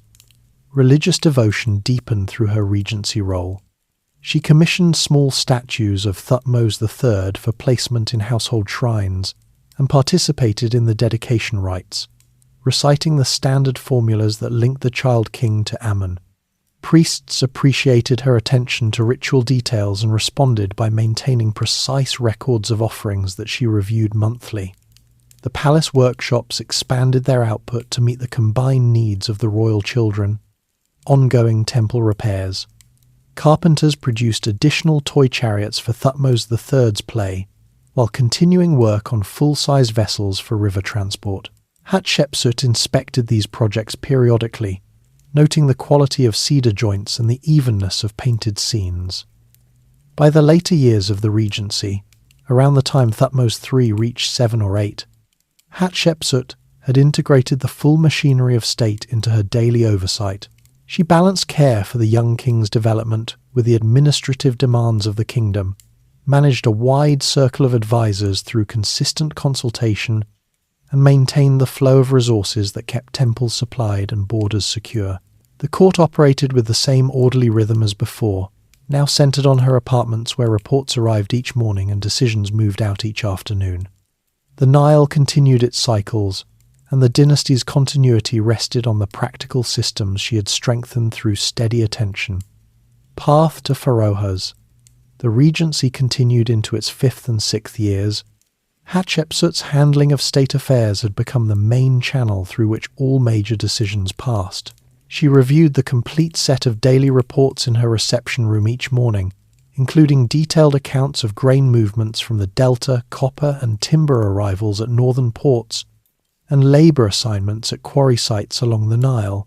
Her steward coordinated the delivery of these scrolls from the vizier's office, and she marked adjustments directly on the papyrus with notes about reallocating workers or increasing supplies to specific temples. This process allowed her to address small imbalances before they affected larger operations, and officials grew accustomed to receiving her written instructions within the same day. Her connection with the priesthood at Karnak strengthened through regular meetings with the high priest and other senior temple officials. She approved appointments to key positions within the Amun cult and directed extra resources from her estates to support daily offerings and festival preparations. These steps ensured that temple operations remained fully supplied, and the priests in turn provided consistent backing for her administrative choices. The relationship developed steadily, with the high priest offering advice on religious protocol during her visits to the inner sanctuaries, where she checked the condition of altars and the sequence of rites performed by the staff. During this period, Hatshepsut began to appear in new temple reliefs that showed her performing actions traditionally associated with kings. Sculptors first carved her in queenly form, wearing the vulture headdress and offering to Amun, but over successive projects the images shifted to include elements of male royal regalia, such as the Nemes headcloth combined with a female body. These changes appeared gradually on walls at Karnak and smaller shrines, reflecting her increasing involvement in state rituals. She reviewed the designs herself during site visits, ensuring the proportions and inscriptions matched the established patterns used by previous rulers. The young Thutmos III continued his training in the palace under tutors who focused on basic military skills and religious education. Hatshepsut arranged for him to observe selected ceremonies at Karnak and allocated time each week for him to practice with small bows and model chariots in the training grounds. Neferu, now entering her teenage years, assisted in some of these sessions by demonstrating correct ritual gestures, helping maintain a sense of family continuity in the royal household. The children's routines remained integrated with palace life, with nurses and scribes reporting daily on their progress to Hatshepsut during her afternoon reviews. Political support from key officials grew firmer as she demonstrated consistent management of resources. The treasurer and vizier worked closely with her on budget allocations, and she selected reliable administrators for provincial posts based on their performance records. These appointments helped secure loyalty across the nomes, with governors sending more frequent updates on local conditions that she incorporated into her planning. Nobles from Thebes and other centres adjusted their own estate management to align with her directives, creating a network of coordinated activity that kept the kingdom stable without major disruptions. Hatshepsut developed a personal system for tracking long-term projects, using separate ostraca stored in her private chest to note progress on temple expansions and resource needs. She reviewed these notes each evening after the lamps were lit, cross-referencing them against the official scrolls to maintain accuracy. This habit allowed her to anticipate shortages in materials or labour and issue early corrections, building her confidence in overseeing the entire administrative structure. Religious claims began to feature more prominently in official inscriptions as the years advanced. Reliefs at Karnak and other sites started to include scenes that presented her as the direct offspring of Amun, with the god shown visiting her mother in the form of Thutmos I. These depictions followed standard artistic conventions for divine birth narratives, emphasizing her legitimacy through the highest religious authority. She directed the placement of these scenes during temple visits, ensuring the texts used precise phrasing that linked her rule to the will of the gods without altering established ritual language. Building activity increased under her direction, with work crews at Karnak adding new columns and shrines using stone from the southern quarries. She inspected the sites periodically, noting the alignment of blocks and the quality of carvings that depicted royal offerings. Additional projects included repairs to older structures damaged in earlier periods, with labourers assigned from palace-controlled villages. These efforts provided steady employment and demonstrated her commitment to maintaining the kingdom's sacred spaces, which in turn reinforced support from the priesthood and the general population along the Nile. Court dynamics shifted gradually as officials recognized the scope of her authority. Military commanders continued to handle border security in Nubia and the north, reporting directly on patrol results and tribute collections. Hatshepsut incorporated these reports into her morning sessions, allocating portions of incoming gold and cattle to temple funds or estate maintenance. The young king's presence remained central to official announcements, with his name appearing alongside hers in formal decrees to preserve the appearance of joint rule. Daily life in the palace incorporated these changes without disrupting established routines. Servants prepared the same range of meals using produce from the royal estates, and Hatshepsut continued her walks through the gardens to check irrigation channels and plant health. She spent time with Neferure discussing household matters, and with Thutmos III observing his progress in reading simple texts, ensuring both children received balanced attention amid the wider responsibilities. Her inner focus stayed on practical stability, monitoring flood levels each inundation season and adjusting storage plans accordingly. She noted patterns in harvest reports from different nomes and directed seed distributions to maintain consistent yields. These steps prevented any noticeable shortages and kept the flow of goods steady through the granaries and workshops. As the 7th year of the regency approached, Hatshepsut's role had evolved through these accumulated responsibilities and representations. She adopted additional elements of pharaonic protocol in private ceremonies and began using fuller royal titles in internal records. The court accepted these developments as extensions of her regency duties, with no interruption to the daily operations of government or temple life. The political atmosphere remained one of orderly continuity, supported by the alliances she had cultivated and the visible results of her management. Nobles and priests alike participated in the growing number of projects, contributing resources and labour that reflected their alignment with her leadership. Thutmos III's education advanced steadily, preparing him for his eventual responsibilities while Hatshepsut maintained the systems that kept Egypt secure and prosperous. Religious festivals provided opportunities for public displays of her expanded role. During the Opet celebration, she participated in the processions with increased prominence, carrying symbols of kingship alongside the sacred bark. These events allowed the people of Thebes to see the royal family functioning as a unit, with her oversight ensuring smooth organization and generous distributions of food and drink. Hatshepsut's habit of personal review extended to the planning of larger monuments. where she considered the placement of future obelisks and chapels that would honour the gods and the dynasty. She consulted with architects on measurements and materials, incorporating details from earlier royal projects to maintain consistency in style and scale. The Nile's cycles continued to frame the kingdom's rhythm, with the annual flood bringing renewed fertility and the opportunity to assess long-term plans. Hatshepsut used these quieter months to refine her notes on resource distribution and to prepare for upcoming religious observances. By the close of this transitional period, her position had shifted through careful, incremental steps that blended administrative competence with religious and artistic expressions of authority. The court and the wider kingdom operated under her guidance with the same steady efficiency that had marked the earlier years, setting the foundation for the full assumption of pharaonic titles that followed, crowning as Pharaoh. The transition reached its formal completion in the 7th year of the nominal reign of Thutmos III, around 1473 BCE, when Hatshepsut decided the time had come to assume the full titles and authority of Pharaoh.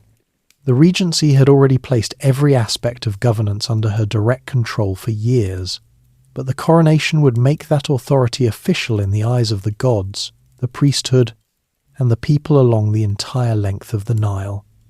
Preparations began quietly in her reception room, with a series of private meetings involving the high priest of Amun, the vizier, and the treasurer.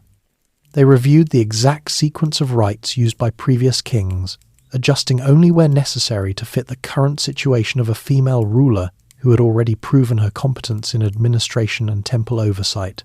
The high priest confirmed that oracles at Karnak had shown favourable signs, and the vizier drafted the announcements that would go out to provincial governors once the ceremony concluded.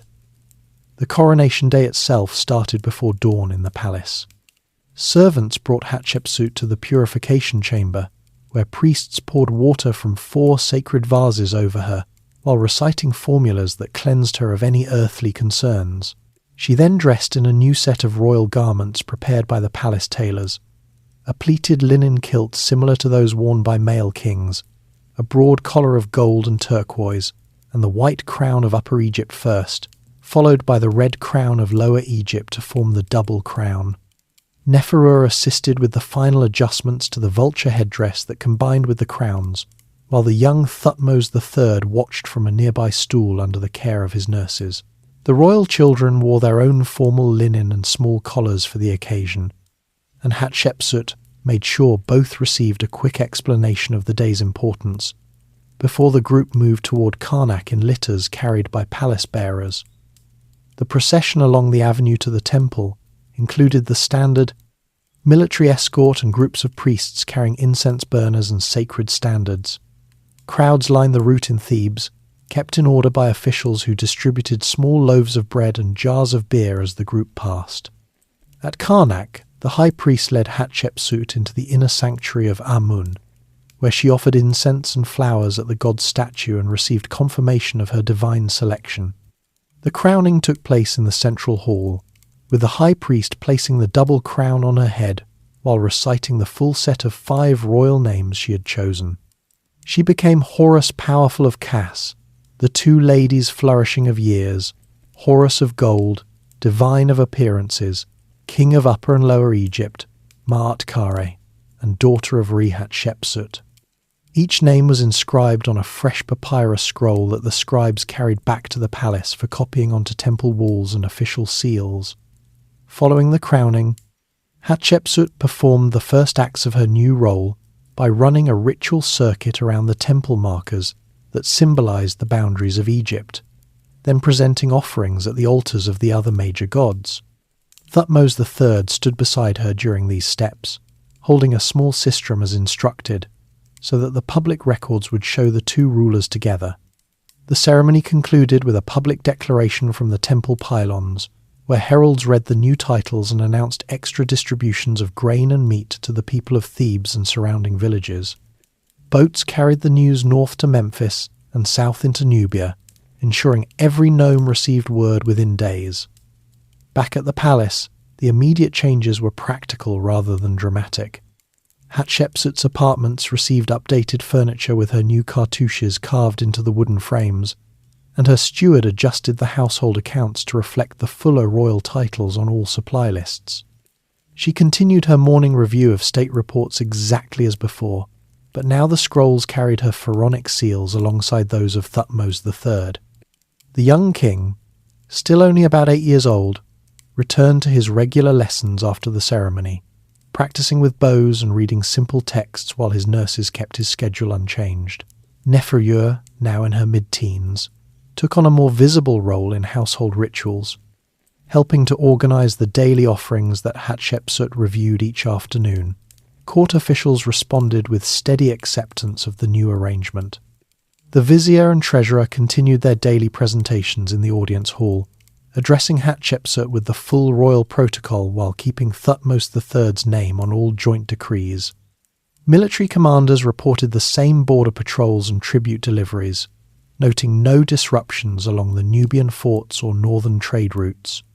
Nobles from distant estates sent their representatives with the usual updates on canal conditions and harvests, and Hatshepsut issued instructions in her new capacity without altering the flow of resources. The priesthood at Karnak began carving reliefs that showed her in fully male, kingly form, complete with the false beard and broad shoulders, while still including her female name in the inscriptions to maintain accuracy. Daily life inside the palace incorporated the coronation without major shifts in rhythm. Servants prepared the same Nile fish, lentil stews, and bread for meals, though the kitchen staff added special honey cakes for the celebration week. Hatshepsut continued her evening garden walks to check irrigation channels and plant health, now wearing a lighter version of the Nemes headcloth during these private moments. She developed the habit of reviewing the new temple relief designs each week during site visits, ensuring the proportions matched those of earlier kings, and that the texts used standard phrasing for offerings and victories. These checks kept her connected to the building projects already underway at Karnak and elsewhere. Her inner focus remained on long-term stability.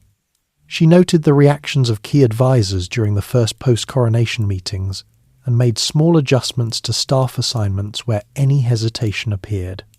Concerns about the young king's eventual role stayed practical. She allocated specific bronze weapons and chariot parts for his training and reviewed his tutor's reports weekly to track his progress in military skills. The coronation had removed any lingering questions about authority, allowing her to plan larger projects with greater confidence, yet she kept Thutmos III's name prominent in all official records to preserve the dynasty's continuity. Religious participation expanded immediately after the ceremony. Hatshepsut commissioned new statues of herself as pharaoh for placement in household shrines and smaller temples, and she oversaw the dedication rites where priests recited the standard formulas linking her to Amun. Festivals in the following months included larger public distributions because of the extra grain set aside for the occasion, and she made sure Neferure and Thutmos III appeared with her during the processions so the people saw the royal family united. The Opet festival that year featured additional barges and longer routes, with Hatshepsut walking beside the sacred bark in her new regalia. The political atmosphere in Thebes settled into a new equilibrium. Governors in the nomes adjusted their tax deliveries to reflect the updated royal titles, and workshops across Egypt began stamping goods with the cartouche matkare. Hatshepsut used the increased authority to accelerate stone shipments from Aswan quarries for ongoing temple work, directing teams of masons to add scenes of her coronation to the walls at Karnak. These carvings showed her receiving the crowns from Amun and performing the ritual run, providing a permanent record that officials and priests could reference in future years. The Nile's annual inundation arrived on schedule shortly after the coronation, bringing the usual silt and allowing Hatshepsut to direct extra labour to her estates for planting. She reviewed flood height records at the Karnak Nilometer and adjusted storage plans accordingly, ensuring granaries remained full. During these quieter months, she spent additional time with the royal children. Watching Thutmos III practice chariot driving in the training grounds and discussing estate management with Neferure, court nobles and common people alike, noted the smooth transition through the generous distributions and continued flow of goods. Marketplaces in Thebes sold more produce because of the extra supplies released for the celebration, and craftsmen received steady commissions for new royal statues and seals. Hatshepsut's steward reported higher than usual deliveries from provincial estates in the months following the announcement, indicating broad acceptance across the kingdom. Her personal habits adapted to the new titles without fanfare. She kept the same wooden chest for her ostraca notes on administrative matters, now labelling them with her pharaonic name, and continued her private evening reviews by lamplight. The coronation had confirmed what years of regency had already established, allowing her to focus on the steady work of governance rather than questions of legitimacy.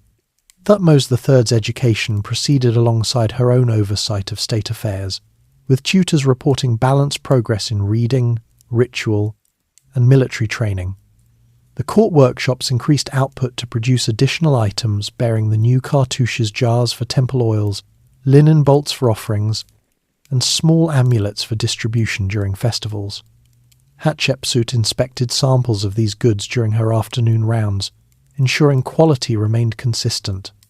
These small checks reinforced the practical side of her new role, linking the ceremony's grandeur to the daily machinery that kept Egypt functioning. By the end of the coronation year, the palace had absorbed the change completely. Reports flowed in the same steady stream each morning, temples received their offerings on schedule, and the royal children continued their routines under her guidance. The double rule with Thutmos III remained in place on all formal documents, preserving the line of succession while Hatshepsut exercised the full powers of Pharaoh. The Nile continued its cycles, and the kingdom moved forward with the same orderly rhythm that had defined the dynasty. Now, under her complete and official leadership, grand construction projects.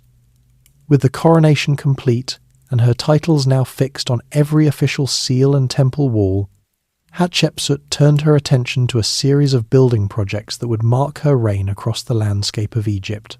The decision to construct a new mortuary temple at Deir el-Bahri came early, chosen because the site sat directly opposite Karnak on the west bank of the Nile, nestled against the steep cliffs in a natural bay that had already held the earlier temple of Mentuhotep II. She selected the location after several inspection trips by litter, where she stood on the rocky ground and noted how the morning sun struck the cliffs and how the processional route from the river could connect the new structure to the existing valley temples. The architect Senenmut, who had served her since the Regency years, presented initial sketches on large papyrus sheets during morning sessions in her reception room, showing 3 rising terraces linked by wide ramps and lined with columns shaped like bundled papyrus stalks. Work crews arrived at the site within weeks of the coronation. Labourers came from villages across Upper and Lower Egypt, organised into teams of 200 men, each under 4 men, who reported daily progress back to Thebes by boat.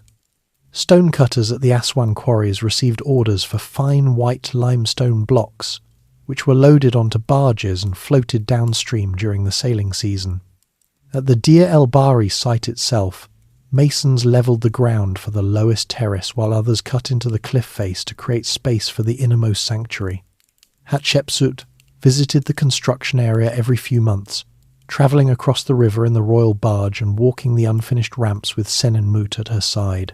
She examined the alignment of the first columns, ran her hand over freshly cut stone to check its smoothness, and discussed adjustments to the ramp slopes so that the processional bark could move without difficulty during future festivals. The temple design grew more detailed as construction advanced. The lowest terrace would feature gardens planted with myrrh trees brought back from earlier expeditions, while the middle level held shrines to Anubis and Hathor. The uppermost terrace included a main sanctuary for Amun, and rows of statues showing Hatshepsut in pharaonic form, some as Osiris with crossed arms holding the crook and flail. Sculptors worked in temporary shelters at the edge of the site, carving these figures from single blocks of limestone and granite, their mallets striking steadily from dawn until the heat of midday forced a pause. Workers received daily rations of bread, beer, dried fish and onions delivered by supply boats that tied up at a new stone quay built specifically for the project. The steady employment drew families from nearby villages, creating temporary settlements of reed huts where women baked extra loaves and children carried water jars to the stone cutters. At Karnak on the east bank, parallel projects moved forward under the same direction. Hatshepsut ordered the erection of 2 massive obelisks in the central court, each cut from a single granite shaft at Aswan, and transported on a special barge pulled by multiple rowing crews. She oversaw the planning sessions where engineers calculated the exact weight and the number of ropes needed for the final raising, then watched from a shaded platform as the stones were levered upright on their bases. The obelisks stood over 90 feet tall once in place, their sides covered with inscriptions that recorded her titles and the divine approval she had received at coronation. Additional work at Karnak included a new pylon gateway and expansions to the Temple of Mut, where teams of masons added columned halls using stone from the same quarries that supplied Deir el-Bahri. Resources for all these projects came directly from the tribute and taxes that continued to arrive at Thebes. Gold from Nubian mines funded the purchase of additional copper tools for the masons, while cedar logs from Byblos provided the scaffolding and the heavy beams for the temple roofs. Hatshepsut reviewed the supply lists each week in her reception room, approving extra grain shipments from the Delta when the number of workers at Deir el-Bahri increased.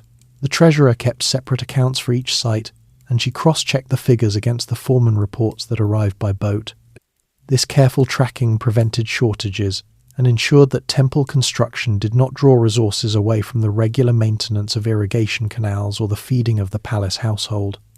Daily life for the thousands of men at the building sites followed a predictable pattern tied to the Nile seasons. During the inundation months, when fields lay underwater, more labourers arrived because farm work paused, and the crews focused on moving stone blocks along the wet slipways. In the dry season, the pace slowed slightly to allow for precise carving and painting of reliefs that showed Hatshepsut offering to the gods.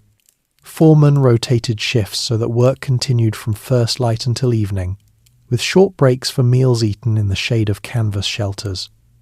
Medical attendants treated minor injuries with bandages and herbal salves, and scribes recorded the names of workers who completed their service so they could receive small plots of land as reward. Hatshepsut's inner attention during these years centered on the lasting impact each structure would have.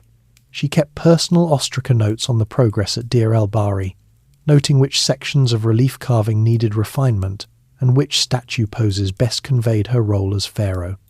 She worried about the weight distribution on the terraces and consulted Senenmut repeatedly about reinforcing the foundations against future floods.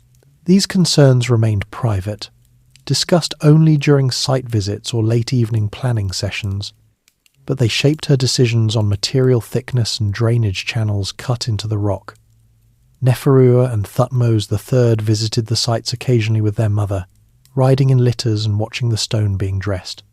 Neferua showed particular interest in the painted scenes on the walls, asking about the colours mixed from ground minerals and the sequence of carving. Thutmos III, now approaching his teenage years, observed the heavy lifting teams and later practiced similar coordination in his military training exercises. Their presence reminded the workers that the royal family took direct interest in the projects, and Hatshepsut used these visits to explain simple aspects of the design, so the children understood how the temples served both the gods and the dynasty. The court officials who oversaw the labour rosters adjusted their own routines to support the building program. The overseer of works travelled between Thebes and the quarries, carrying updated orders from Hatshepsut and returning with samples of stone for her inspection. The high priest at Karnak coordinated the religious dedications for each new section completed, ensuring that offerings accompanied every stage so the structures received divine protection. Nobles from distant nomes sent additional workers as part of their tax obligations, and Hatshepsut acknowledged these contributions in short written replies that the vizier delivered by messenger boat. Other smaller projects filled the gaps between the major ones. She directed repairs to temples in the Delta and the addition of new shrines at sites along the river where local governors had requested support. Each of these received attention in her weekly review sessions, where she allocated modest quantities of limestone and assigned teams of 20 or 30 men. The steady pace of construction across the kingdom created a sense of ongoing activity that reached even the smallest villages through the movement of supply boats and returning labourers. By the middle years of her reign, the Deir el-Bahri temple had risen to its full height. The terraces stood complete with their columns, ramps and gardens, and sculptors began the final polishing of the Osiris statues that lined the upper level. Hatshepsut made a special visit to dedicate the main sanctuary, walking through the finished halls while priests burned incense and recited the standard hymns. She examined the reliefs that depicted her divine birth and the transport of the obelisks, noting how the carved figures matched the living people she saw around her each day. The projects brought visible changes to life along the Nile. Villages near the construction sites grew temporarily larger, with extra bread ovens and water jars appearing outside the reed huts. Families of workers received regular payments in grain and cloth, which they carried home at the end of their service periods. In Thebes itself, the workshops that produced paint and tools operated at full capacity, and the river quays stayed busy with arriving barges. Hatshepsut noted these effects during her regular crossings and adjusted supply deliveries to keep the pace even. Her personal habits adapted to the demands of oversight. She continued her evening garden walks at the palace, but now included short discussions with Senenmut about the next phase of painting or the placement of offering tables. The wooden chest in her apartments held more ostraca than before, each one labelled with the name of a specific project and the latest measurements or material needs. These records allowed her to maintain control even when she could not visit every site in person. Religious life at the new temple began even before full completion. Priests moved into temporary quarters near the sanctuary and started daily offerings so that the structure could function as a living place of worship. Hatshepsut approved the appointment of additional staff from Theban families and ensured that the storerooms received regular deliveries of beer, bread, and oil. The beautiful festival of the valley gained new significance once the temple stood ready, with the sacred bark of Amun now able to rest in the completed sanctuary during its annual journey. The building program reflected the resources and stability she had maintained since the coronation. Tribute from Nubia and the Levant continued to supply the necessary materials, while the administrative systems she had strengthened kept labour organised and supplied. Workers from every nome participated, and the finished structures stood as visible proof of the kingdom's prosperity under her direction. Deir el-Bahri in particular rose as a landmark visible from the river, its white terraces catching the sun and reminding travellers of the Pharaoh who had ordered its creation. As the later stages of construction approached completion, Hatshepsut began planning the placement of additional statues and the carving of final inscriptions that would record her achievements for future generations. She reviewed the texts with the high priest and Senenmut, ensuring every phrase followed the established royal style. The projects had occupied a steady portion of her attention for nearly a decade, yet she kept the same measured approach she had used in earlier administrative work, balancing the demands of building with the ongoing needs of governance and the royal household. The Nile continued its annual cycle, and each flood brought fresh opportunities to move stone and plant the myrrh trees in the temple gardens. The kingdom's workshops and quarries operated in rhythm with these seasons, and the people who laboured on the monuments returned to their villages with stories of the great structures rising on the west bank. Hatshepsut's direction of these works had drawn together resources and skills from across the land, creating monuments that would stand long after her reign and serve as the visible legacy of her time as pharaoh. Planning, Punt, Voyageant. Once the major phases of temple construction at Deir el-Bahri and Karnak had advanced far enough, for regular oversight rather than daily supervision, Hatshepsut turned to a long-discussed project that would bring rare goods directly to Egypt, without relying solely on overland middlemen. The land of Punt, known from earlier records as a source of myrrh, frankincense, ebony, ivory and live animals, lay far to the south along the Red Sea coast. Expeditions to Punt had occurred under previous kings, but none in recent memory had matched the scale she now planned. The idea took shape during quiet evening discussions in her reception room with Senenmut, and the overseer of the treasury, where they reviewed old papyrus rolls describing the route, the required ships, and the tribute that had arrived in past centuries. The planning began with a detailed assessment of Egypt's shipbuilding capacity. Hatshepsut summoned the chief of the royal dockyards at Wadi el-Jarf and the overseer of timber supplies to the palace.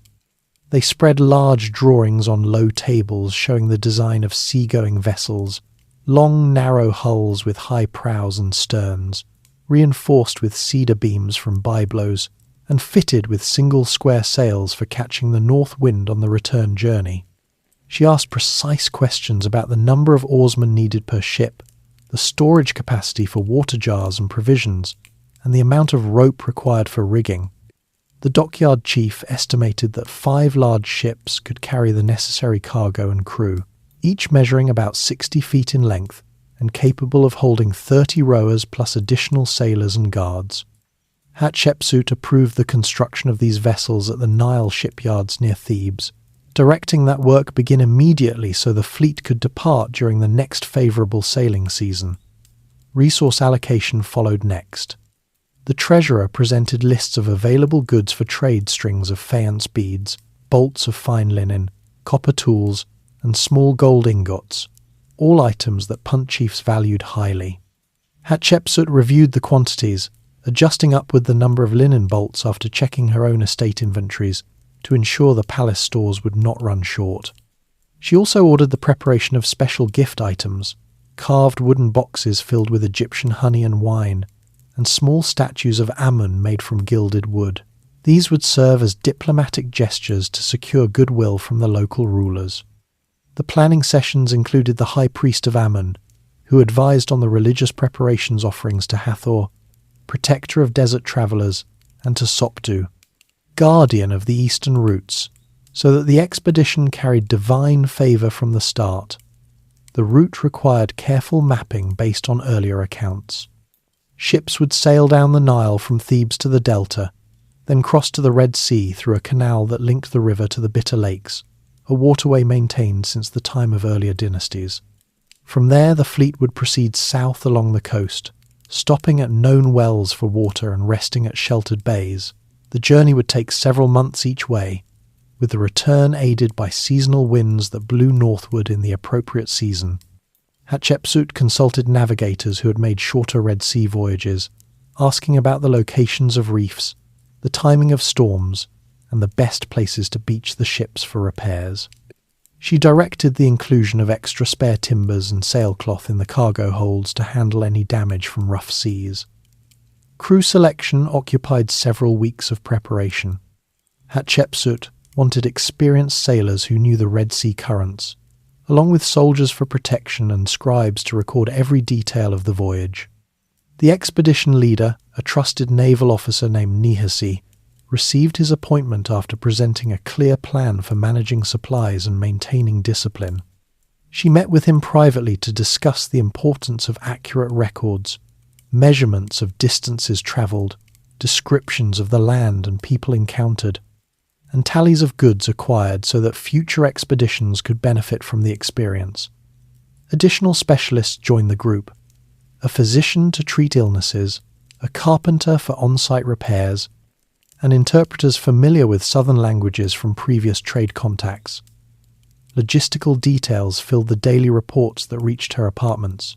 The dockyards reported progress on hull construction, with carpenters shaping planks and caulking seams with pitch.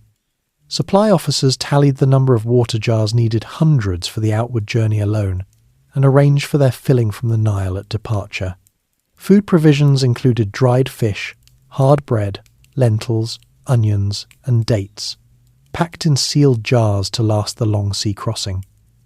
Hatshepsut reviewed these lists personally, approving increases in the amount of beer barrels after learning that the crew preferred it to plain water for maintaining morale during the hot voyage. Religious preparations ran parallel to the practical ones. Hatshepsut ordered the construction of small shrines on each ship, complete with portable altars and statues of Hathor and Amun. Priests from Karnak prepared amulets for every crew member, scarabs inscribed with protective spells, and performed a dedication ceremony at the dockyards before the vessels launched.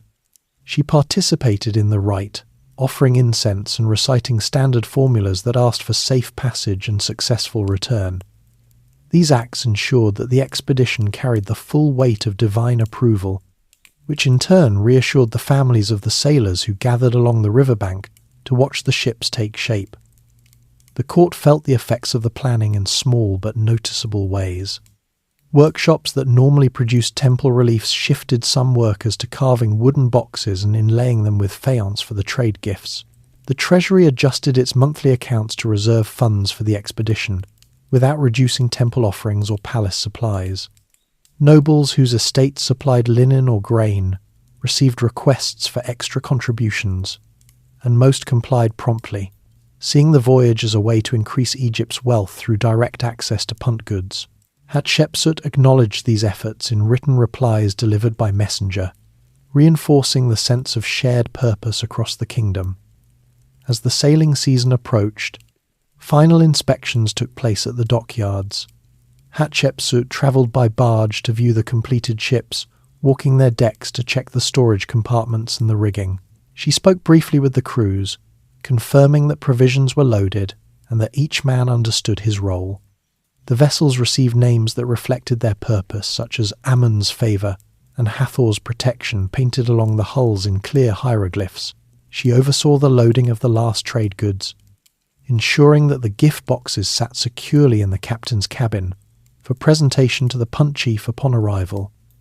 Neferu and Thutmos III observed parts of the preparations from the palace balconies that overlooked the river. Neferu asked questions about the sails and the route, while Thutmos III watched the rowers practicing their strokes in smaller training boats. Hatshepsut explained the expedition's goals in simple terms, pointing out how the myrrh trees they hoped to bring back would grow in the temple gardens at Deir el-Bahri and supply incense for years to come. The children's interest helped maintain a calm atmosphere among the palace staff, who saw the voyage as an extension of the building projects already underway. The final days before departure included a large offering ceremony at Karnak, where Hatshepsut presented additional gifts to Amun and asked for protection over the fleet. The high priest led the prayers, and the court officials attended in full regalia. After the rite, she returned to the palace to review one last set of supply manifests, confirming that nothing essential had been overlooked. Messengers carried sealed orders to the canal guards and coastal stations along the Red Sea route, instructing them to provide water and assistance when the ships passed. The planning phase had stretched over more than a year, involving every major department of the palace and drawing resources from across Egypt. Hatshepsut's steady oversight ensured that the fleet would depart fully equipped, with clear instructions and divine blessings. The expedition represented not only a commercial venture but a demonstration of the kingdom's organizational strength under her rule. As the ships prepared to cast off, the palace settled back into its routines, though with an undercurrent of anticipation for the news that would arrive months later. The Nile continued its seasonal flow, carrying the last supply boats to the delta for the final leg of preparation. Hatshepsut kept a small personal record of the departure date and the names of the lead officers, adding it to her chest of ostraca for future reference. The voyage would test the systems she had built, administrative, religious, and logistical, and bring back goods that would enrich the temples and the treasury alike. With the fleet ready and the crew assembled, the kingdom waited for the winds to turn favourable and carry the ships southward toward Punt. Triumphant returned from Punt. The fleet of 5 ships returned to Egyptian waters after more than 8 months away, sailing up the Nile from the Red Sea Canal during the season when the north wind made the upstream journey steady and reliable. The vessels tied up at the stone quays near Thebes one clear morning in the 9th year of Hatshepsut's reign, their hulls still bearing traces of salt and sun-bleached paint from the long voyage. Crew members lined the decks in clean linen kilts, waving palm branches to signal their safe arrival, while the lead ship carried the expedition commander Nihasi standing at the prow. Word spread quickly through the city, carried by runners from the docks to the palace and the temple precincts at Karnak. By midday, crowds had gathered along the riverbank, servants from noble houses, craftsmen from the workshops, and families from nearby villages all drawn by the promise of news from a land most had only heard about in stories. Hatshepsut received the first report in her reception room before the unloading began. Niazi and the chief scribe of the expedition entered, carrying sealed papyrus rolls and small sample jars. They described the journey in measured detail: the calm crossing of the Red Sea, the arrival at the Punt coast where local chiefs met them on the beach with their families, the exchange of gifts, and the successful loading of cargo. The scribe read aloud from his log the list of goods acquired: large sacks of myrrh and frankincense resin, living myrrh trees carefully packed in baskets with their roots wrapped in damp cloth, ebony logs, ivory tusks, leopard skins, live baboons and monkeys, and quantities of gold dust measured in small linen bags. Hatshepsut listened while examining the samples, opening a jar to smell the sharp, resinous scent of fresh myrrh, and running her fingers over a piece of ebony to feel its dense grain. She approved the immediate transfer of the most perishable items, trees and animals to the palace gardens and temple enclosures for safekeeping. Unloading proceeded over the next several days under close supervision. Workers from the palace docks carried the cargo ashore in orderly lines, using wooden sledges for the heavier ebony logs and shoulder poles for the myrrh sacks. Scribes stood at tables set up on the quay, recording each item as it came off the ships: 131 myrrh trees, 40 sacks of frankincense, 22 large ivory tusks, quantities of gold and electrum, and various exotic animals including greyhounds from Punt and long-tailed monkeys. The live myrrh trees received priority. Gardeners transferred them at once to specially prepared beds near Deir el-Bahri, where the soil had been enriched and irrigation channels dug to mimic the moist conditions of their homeland. The animals went to fenced enclosures in the palace grounds, where keepers fed them fresh fruit and monitored their adjustment to the Egyptian climate. The arrival affected daily life across Thebes in immediate ways.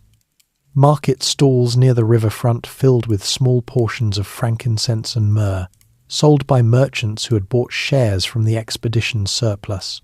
Ordinary households burned the new incense during evening prayers, filling narrow streets with its thick, sweet smoke. Craftsmen in the palace workshops received the ebony logs and began shaping them into furniture and inlay pieces for temple statues, their saws and chisels working steadily on the dark wood. Ivory tusks went to carvers who produced small boxes, combs, and decorative handles, while leopard skins were cleaned and prepared for use as priestly garments or floor coverings in the royal apartments. The gold dust entered the treasury under tight security, weighed out in Theban units, and recorded for future temple gilding projects. Hatshepsut directed the integration of these goods into the kingdom's religious and administrative systems. She ordered the myrrh and frankincense stored in sealed jars within the Karnak temple magazines, with daily allotments set aside for the regular offerings to Ammon. Priests tested small amounts in the sanctuary to confirm the quality, noting the clean burn and strong aroma that surpassed what had been available through overland trade. The live trees planted at Deir el-Bahri became a focal point of the temple gardens. Gardeners tended them with extra water from the Nile and reported steady growth in the following months. Hatshepsut visited the site soon after planting, walking among the young trees and observing how their leaves caught the afternoon light against the white limestone terraces. The exotic animals drew particular attention from the palace household and the wider court. The baboons and monkeys received enclosures near the gardens, where children from noble families sometimes watched them through the bars, fascinated by their quick movements and loud calls. The greyhounds from Punt joined the royal kennels, where trainers assessed their speed and temperament for possible use in hunting parties. These animals served as living proof of the expedition's success and became part of the daily scene around the palace, their keepers reporting on feeding and health to Hatshepsut during her afternoon reviews. Public celebration followed the safe return. Hatshepsut ordered extra distributions of grain and beer throughout Thebes and the surrounding villages, with additional portions sent upstream and downstream to acknowledge the support of the nomes that had supplied crews and provisions. During the next major festival at Karnak, the expedition received formal recognition in the temple courtyard. Nehesie and the senior officers stood before the assembled court and priesthood, while Hatshepsut presented them with gold collars and linen bolts as rewards. The high priest recited thanks to Ammon and Hathor for guiding the ships, and the crowd responded with rhythmic clapping and shouts of approval. The young Thutmos III and Neferu attended the ceremony, standing quietly beside their mother as the honours were given. The wealth from Punt strengthened several areas of the kingdom. Temple storerooms now held larger reserves of incense, allowing priests to increase the frequency and scale of offerings without concern for depletion. Gold from the expedition funded additional gilding on statues and reliefs at Deir el-Bahri, where artisans applied thin sheets to the faces and regalia of the carved figures. Ebony and ivory appeared in new furniture for the royal apartments and in decorative elements for the young king's training equipment. The influx supported the ongoing construction projects without requiring cuts to other budgets, and the treasurer adjusted his monthly reports to reflect the added resources. Hatshepsut incorporated the voyage into the permanent record at Deir el-Bahri. She commissioned a long series of reliefs for the middle terrace colonnade, directing the sculptors to depict every stage: the preparation of the ships, the loading of trade goods, the arrival in Punt with its distinctive round huts and long-haired chiefs, the weighing of incense, and the loading of trees and animals for the return. The scenes followed a clear sequence, with captions in hieroglyphs explaining the purpose and the divine favour that made the journey possible. She reviewed the progress during regular site visits, ensuring the figures matched the descriptions in Nehesie's log, and that the Punt people appeared with accurate details: tall feathers in their hair, leopard skin kilts, and offerings of cattle and ostrich eggs. The expedition's success influenced court and noble circles.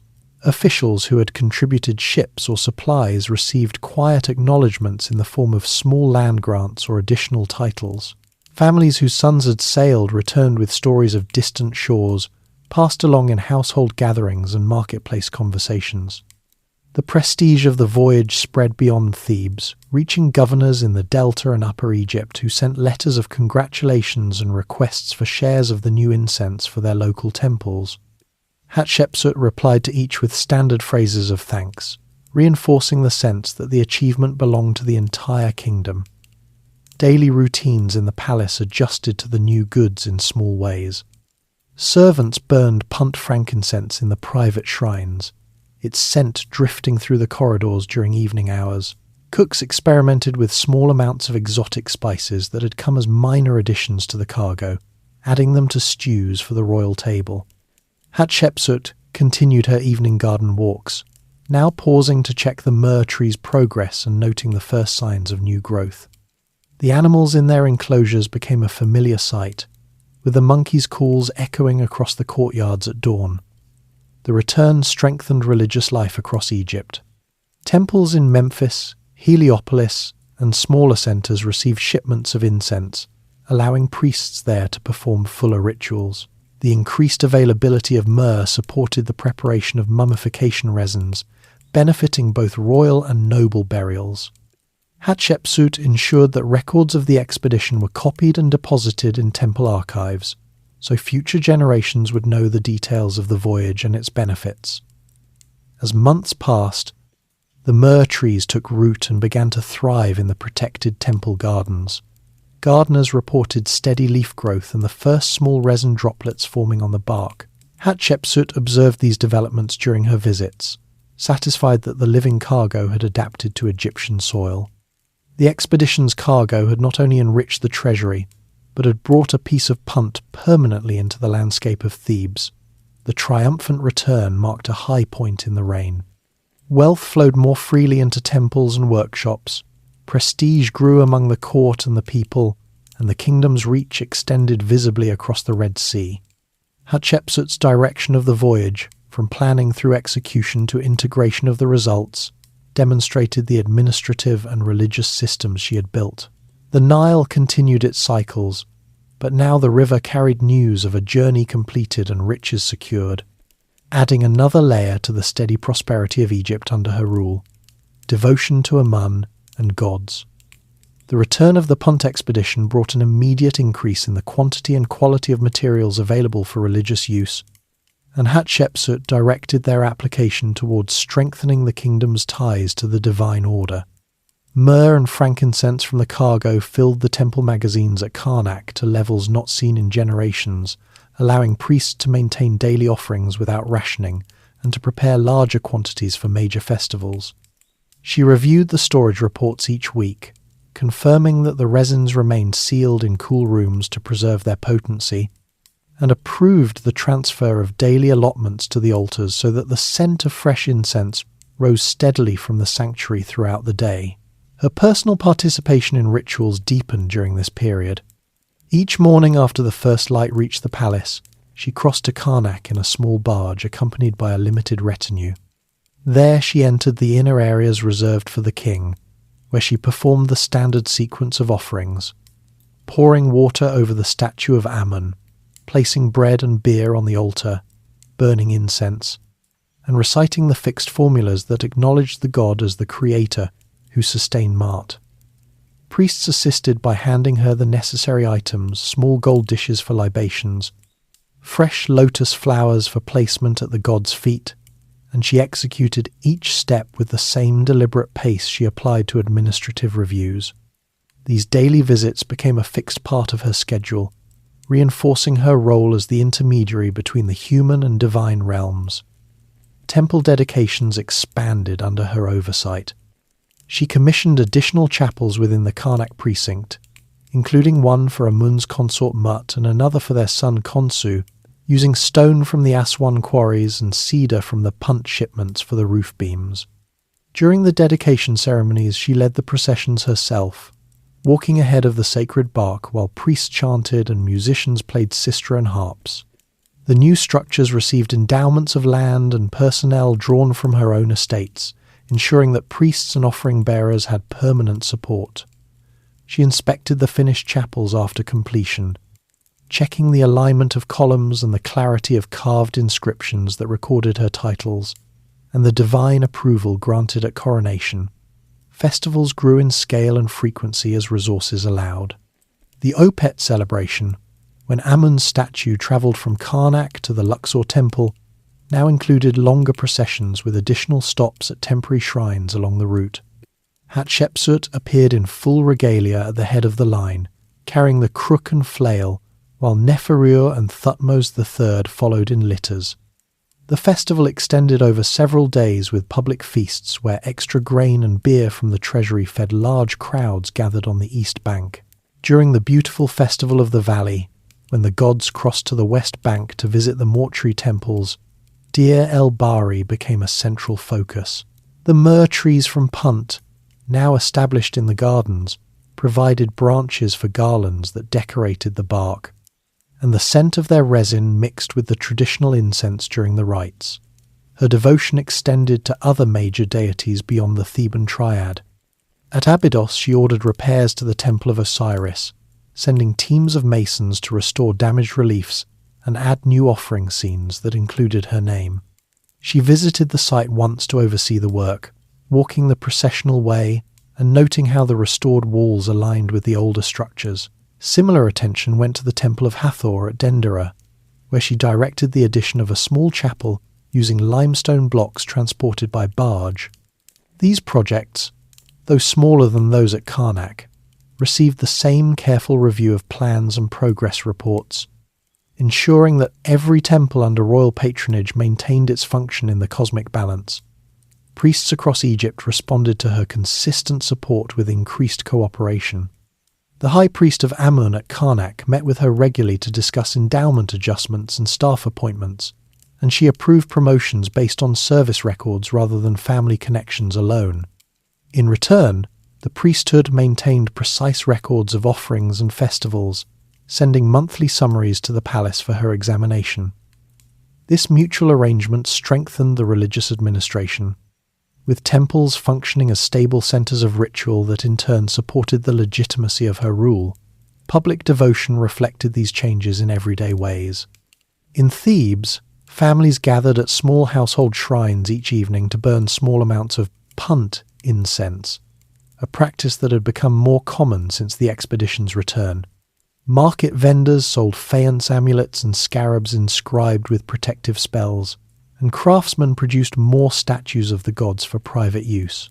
Along the Nile in other nomes, local priests reported higher attendance at festivals because of the extra offerings supplied from the central treasury.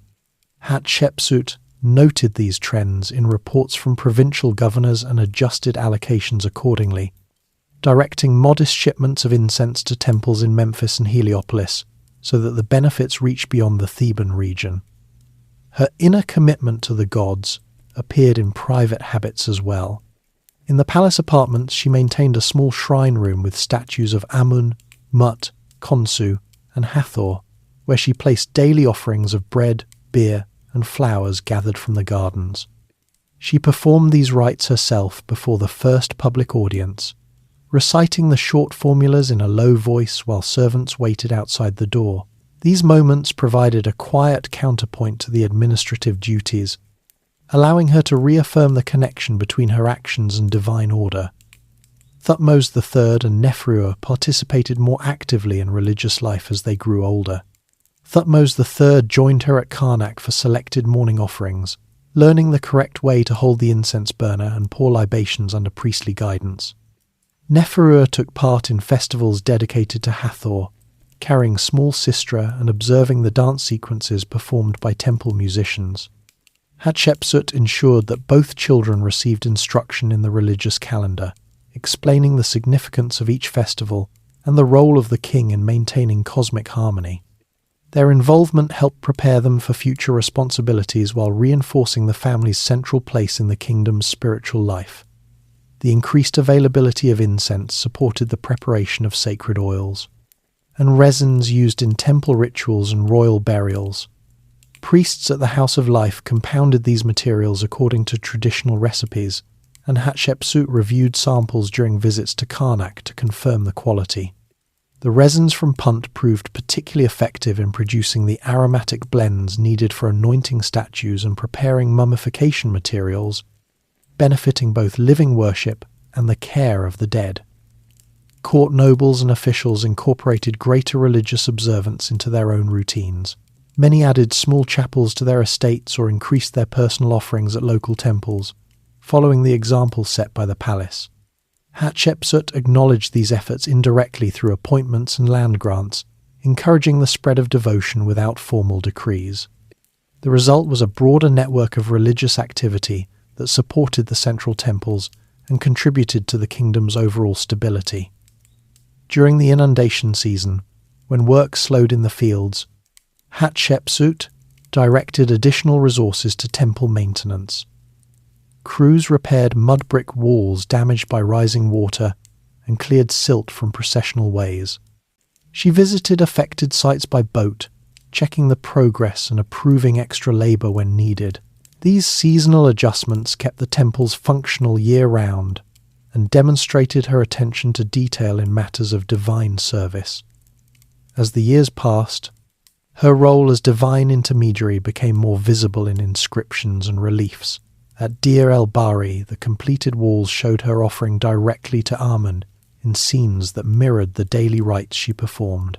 Similar depictions appeared at Karnak and smaller temples, with captions recording the specific goods she had dedicated: myrrh from Punt, gold from Nubia, linen from her estates. These records served as a permanent statement of her devotion, visible to priests, officials, and visitors who passed through the sacred spaces. The priesthood's influence extended into administrative matters through her support. Temple scribes assisted with recording endowments and festival accounts, and she consulted them on questions of ritual timing or divine omens. This collaboration ensured that religious and governmental functions remained aligned, with each supporting the other in maintaining Ma'at across the two lands.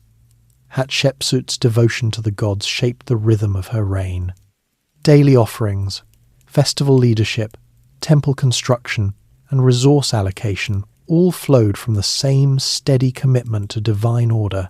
The Punt goods had provided the means to elevate these practices, but the underlying structure came from years of consistent oversight. Temples across Egypt stood better supplied and better maintained. Priests performed their duties with greater confidence, and the people participated in a religious life that felt directly connected to the palace. The Nile carried boats laden with offerings as reliably as it carried grain, and the gods received their due in every season under her watchful direction. As Thutmos III grew into his teenage years, the formal arrangement of co-rule took on more practical substance, while Hatshepsut continued to direct the central administration. The young king, now training regularly in military skills, began to appear alongside her in selected audiences and temple ceremonies. Each morning the vizier and senior officials presented their reports in the main audience hall, addressing both rulers seated on raised thrones, Hatshepsut on the left in her full pharaonic regalia, Thutmos III on the right in a shorter kilt and simple crown. She handled the administrative and religious portions of the agenda, reviewing grain distributions, temple endowments, and provincial tax summaries, while he listened closely and occasionally asked questions about border patrols or chariot maintenance. The division allowed her to maintain oversight of the daily machinery of state, while he gained gradual exposure to governance. Thutmos III's military education progressed under experienced commanders who had served during the earlier reigns. He spent mornings in the training fields near the palace, practicing archery with full-sized bows, driving light chariots pulled by matched pairs of horses, and studying formations with small groups of soldiers. Hatshepsut allocated resources for this training: bronze arrowheads from the treasury, cedar wood chariots repaired in the workshops, and additional horses brought from the Levant through regular trade. She reviewed the instructor's reports each week, noting his progress in accuracy and endurance, and approved increases in practice ammunition when the reports showed steady improvement. These sessions remained separate from her own duties, though she sometimes observed from a shaded platform at the field's edge, watching the dust rise under chariot wheels and the precise release of arrows towards straw targets. Joint appearances increased during religious festivals and public events. At the Opet festival, the two rulers walked together at the head of the procession, Hatshepsut carrying the crook and flail, while Thutmos III held a small staff and followed the steps she had taught him years earlier. During the beautiful festival of the valley, they crossed the Nile in separate barges, but met at Deir el-Bahri, where they offered together at the sanctuary altars. The reliefs carved on temple walls during these years showed them side by side in many scenes, Hatshepsut performing the primary rites, while Thutmos III stood in attendance, creating a visual record of shared authority that priests and visitors saw every day. She directed the placement of these images herself during site inspections, ensuring the proportions and captions followed established patterns. Court dynamics adjusted to the emerging partnership. Officials addressed both rulers in formal reports, though most detailed administrative matters continued to go first to Hatshepsut for decision. The vizier coordinated between them, presenting military updates to Thutmos III and civilian ones to her, then combining the outcomes into unified decrees sealed with both cartouches. Nobles from the nomes sent gifts and reports to both, with some addressing letters specifically to the young king on matters of border security or hunting rights. Hatshepsut encouraged these communications by replying promptly and including small acknowledgements from Thutmos III when appropriate, helping him build his own network of contacts without disrupting the established flow of authority. Daily life in the palace reflected the gradual shift. Meals in the main hall now seated both rulers at the head table, with Nephria joining when her schedule allowed. Conversation during these times stayed practical updates on the latest harvest tallies, news from Nubian forts, or plans for upcoming festivals. Thutmos III described his training exercises in straightforward terms, mentioning the weight of a new bow or the handling of a chariot team, while Hatshepsut shared observations from her morning reviews of estate ledgers or temple accounts. Servants served the same range of food: grilled Nile perch, lentil stew, fresh bread, and dates, though portions for the young king included extra meat to support his physical regimen. Nephria, now in her late teens, played a supporting role in the household and court. She assisted with organising certain festival preparations, such as arranging the garlands of myrrh branches for the bark, or supervising the distribution of extra linen to temple musicians. Hatshepsut included her daughter in private discussions about administrative details, explaining how grain allocations affected temple staffing, or how tribute from Punt continued to supply incense years after the voyage. Neferu's presence helped maintain continuity in the women's quarters, where she oversaw the daily routines of maids and nurses, ensuring the palace household ran smoothly, even as attention turned more toward the young king's development. Hatshepsut's inner focus during these co-ruling years remained on balance and preparation. She kept her personal ostraca records up to date, noting Thutmos III's progress in military skills alongside summaries of administrative decisions she had made. She worried quietly about the timing of his full independence, considering how best to transfer certain responsibilities without creating gaps in oversight. These thoughts stayed private, channeled into careful planning rather than open discussion, and she adjusted his training schedule or resource allocations in small increments to match his growing competence. Military matters began to occupy more of Thutmos III's time as he reached his late teens. He joined selected patrols along the Nubian border, travelling south by barge with a small escort to inspect forts and meet with local commanders. Hatshepsut approved each trip after reviewing the itinerary and supply lists, ensuring the young king carried protective amulets, and that messengers reported back regularly on his safety and observations.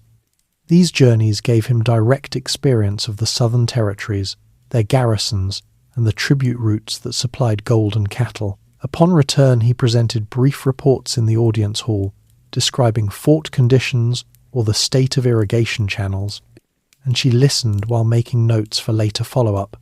Administrative cooperation continued without friction. When provincial governors sent reports on flood damage or canal repairs, Hatshepsut handled the initial review and resource allocation, then informed Thutmos III of the decisions, so he remained informed on matters affecting military supply lines. The treasurer presented combined accounts that showed both rulers' cartouches, and she signed off on distributions while he observed the process. This shared exposure ensured that the kingdom's finances and logistics remained transparent to both, building a foundation for eventual transition. Religious leadership stayed primarily with Hatshepsut, though Thutmos III joined her in major rites. He learned to perform the offering sequence at Karnak under her guidance, holding the incense burner at the correct height and reciting the responses in rhythm with the priests. During smaller daily ceremonies in the palace shrine, she allowed him to take the lead on occasion, stepping back to observe his execution of the formulas. These moments reinforced the continuity of royal duty, while allowing him to practice the role he would one day hold alone. The court atmosphere remained stable, with officials moving between the two rulers as needed. Some, particularly those with long service in administration, continued to report primarily to Hatshepsut, while younger commanders gravitated toward Thutmos III for military discussions. She encouraged this natural division by directing certain matters to him directly and praising his handling of them in private conversations. Nobles adjusted their approaches accordingly, sending separate letters when the subject fit one ruler's primary area or joint messages for broader issues. As Thutmos III approached his early 20s, his participation in state decisions increased. He began to suggest minor adjustments to patrol schedules or training routines, which Hatshepsut reviewed and incorporated when they aligned with overall needs. She maintained final approval on major allocations, grain for forts, timber for chariots, but allowed him increasing latitude in operational details. This gradual handover preserved the smooth operation of government while preparing him for independent rule. The Nile's cycles continued to frame the kingdom's rhythm. During inundation months, when travel slowed, Hatshepsut and Thutmos III used the quieter period for extended planning sessions on border fortifications and temple endowments. In the planting and harvest seasons, reports on crop yields reached them jointly, and they coordinated distributions to temples and garrisons. The partnership functioned through these practical routines, with each ruler contributing according to their strengths, her in administration and religion, him in military readiness. Neferu's role remained steady in the background. She managed aspects of the household that supported both rulers overseeing linen supplies for court garments, coordinating festival preparations, and maintaining the gardens where myrrh trees from Punt still grew. Her quiet competence allowed Hatshepsut to focus on governance without concern for domestic details. By the later years of this co-ruling phase, the arrangement had settled into a functional balance. Thutmos III commanded respect among the military and began to take on more visible leadership in selected areas, while Hatshepsut retained central control over the administrative and religious core of the state. The court operated with the same orderly efficiency that had defined the reign from its beginning, now sustained by two rulers working in tandem. Reports arrived each morning, temples received their offerings, borders remained secure, and the dynasty moved forward under shared authority that prepared for the eventual shift to sole rule by the young king. Years of peace and wealth. The steady partnership between Hatshepsut and Thutmos III created a long stretch of internal peace that allowed the benefits of good governance to reach far beyond the palace walls. Decisions made in Thebes about grain storage, canal maintenance, and fair tax collection translated into more reliable harvests and steadier lives for farming families along the Nile. The years became known among the people for their consistency rather than dramatic events. Flood levels stayed within expected ranges, and the systems of reservoirs and channels built over previous rains functioned without major breakdowns. Farmers in the villages woke each morning to fields that yielded enough emmer, wheat, and barley to feed their households, and still leave surplus for tax payments. In the small villages scattered across the floodplains, life followed an ancient rhythm made more secure by the palace's attention to irrigation. During the inundation season, when the Nile spread its waters across the land, families watched the level markers on local nilometers with less anxiety than in earlier times.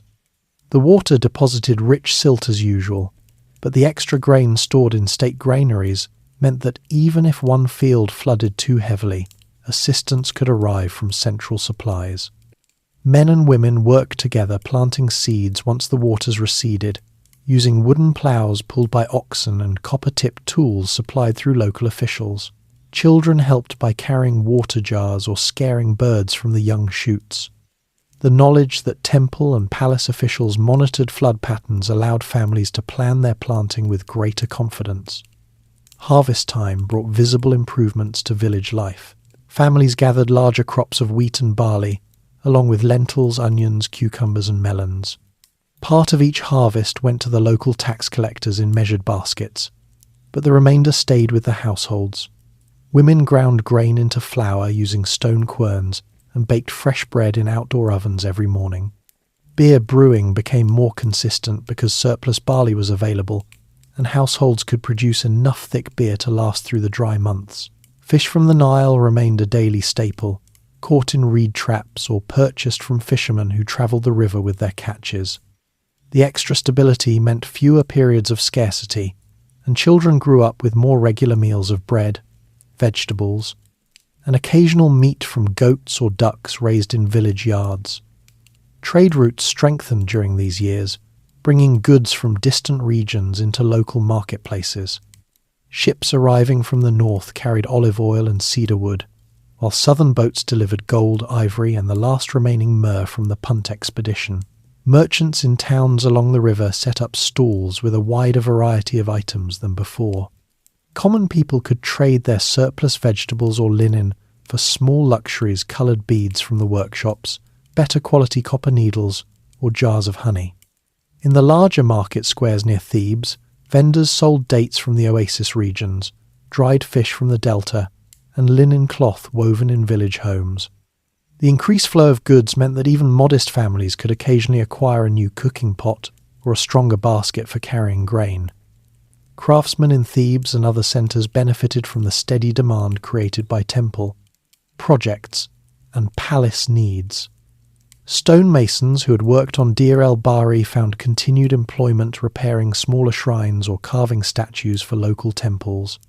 Carpenters shaped ebony wood from Punt into furniture and boxes, while potters produced larger numbers of storage jars using improved clay techniques. Weavers in household workshops turned out finer linen because the flax harvests were reliable. These workers received regular payments in grain and oil, allowing them to maintain their families without the uncertainty that had marked earlier periods. Many taught their skills to sons and daughters, passing on the trades that supported the kingdom's prosperity. Housing in both villages and towns showed gradual improvements. Farmers repaired mud brick walls more frequently because they had surplus labour and materials. Some added extra rooms, or raised the height of their homes to protect against unusually high floods. In Thebes, workers near the temple precincts built slightly larger houses with better ventilation and small courtyards. Roofs received thicker layers of palm thatch, and doorways were fitted with stronger wooden frames. Inside these homes, families placed simple furniture, low stools, reed mats, and storage chests made from local wood. The scent of fresh bread and simmering lentil stew filled the evenings, and small shrines in the corners held amulets and small statues of household gods like Bez and Tauret. Clothing remained practical but became more varied in quality. Men working in the fields wore short kilts of sturdy linen, while women dressed in simple sheath dresses that reached the ankles. Because flax production stayed high, replacements came more regularly, and many families owned at least one better garment for festival days. Children went barefoot most of the time, but received small leather sandals for longer walks to market or temple. Jewellery stayed modest strings of faience beads or simple copper rings, but the steady economy meant that more people could afford protective amulets carved with spells for health and safe childbirth. Festivals provided the main opportunities for common people to feel connected to the larger kingdom. During the Opet festival, families travelled to Thebes from nearby villages to watch the procession and receive shares of the extra bread and beer distributed from temple stores. The scent of Punt incense drifted through the streets, and musicians played harps and flutes late into the evening. Similar gatherings occurred at the beautiful Festival of the Valley, when people crossed the river to visit ancestors' tombs and watch the sacred bark rest at Deir el-Bahri. These events offered days of rest from field work and a chance to see the rulers in person, reinforcing the sense that the palace cared for the welfare of the entire land. The building projects that continued under Hatshepsut created steady employment for thousands of men across the country. Labourers rotated between temple construction and farm work according to the seasons, earning grain rations that supplemented their family harvests. Their wages supported local economies, bakers sold more bread, brewers produced more beer, and sandal makers had steady customers. When the major phases at Deir el-Bahri finished, many workers returned to their villages with new skills in stone handling and organisation that they applied to local irrigation projects. This movement of labour kept villages connected to the capital without draining the countryside of its essential farmers. Stability extended to matters of security. Border patrols in Nubia and the north prevented major incursions, allowing traders to move goods safely along the river and desert routes. Villages near the frontiers reported fewer disturbances, and families could plant their fields without fear of sudden raids. The consistent presence of Egyptian garrisons reassured communities that had lived through more uncertain times in previous generations.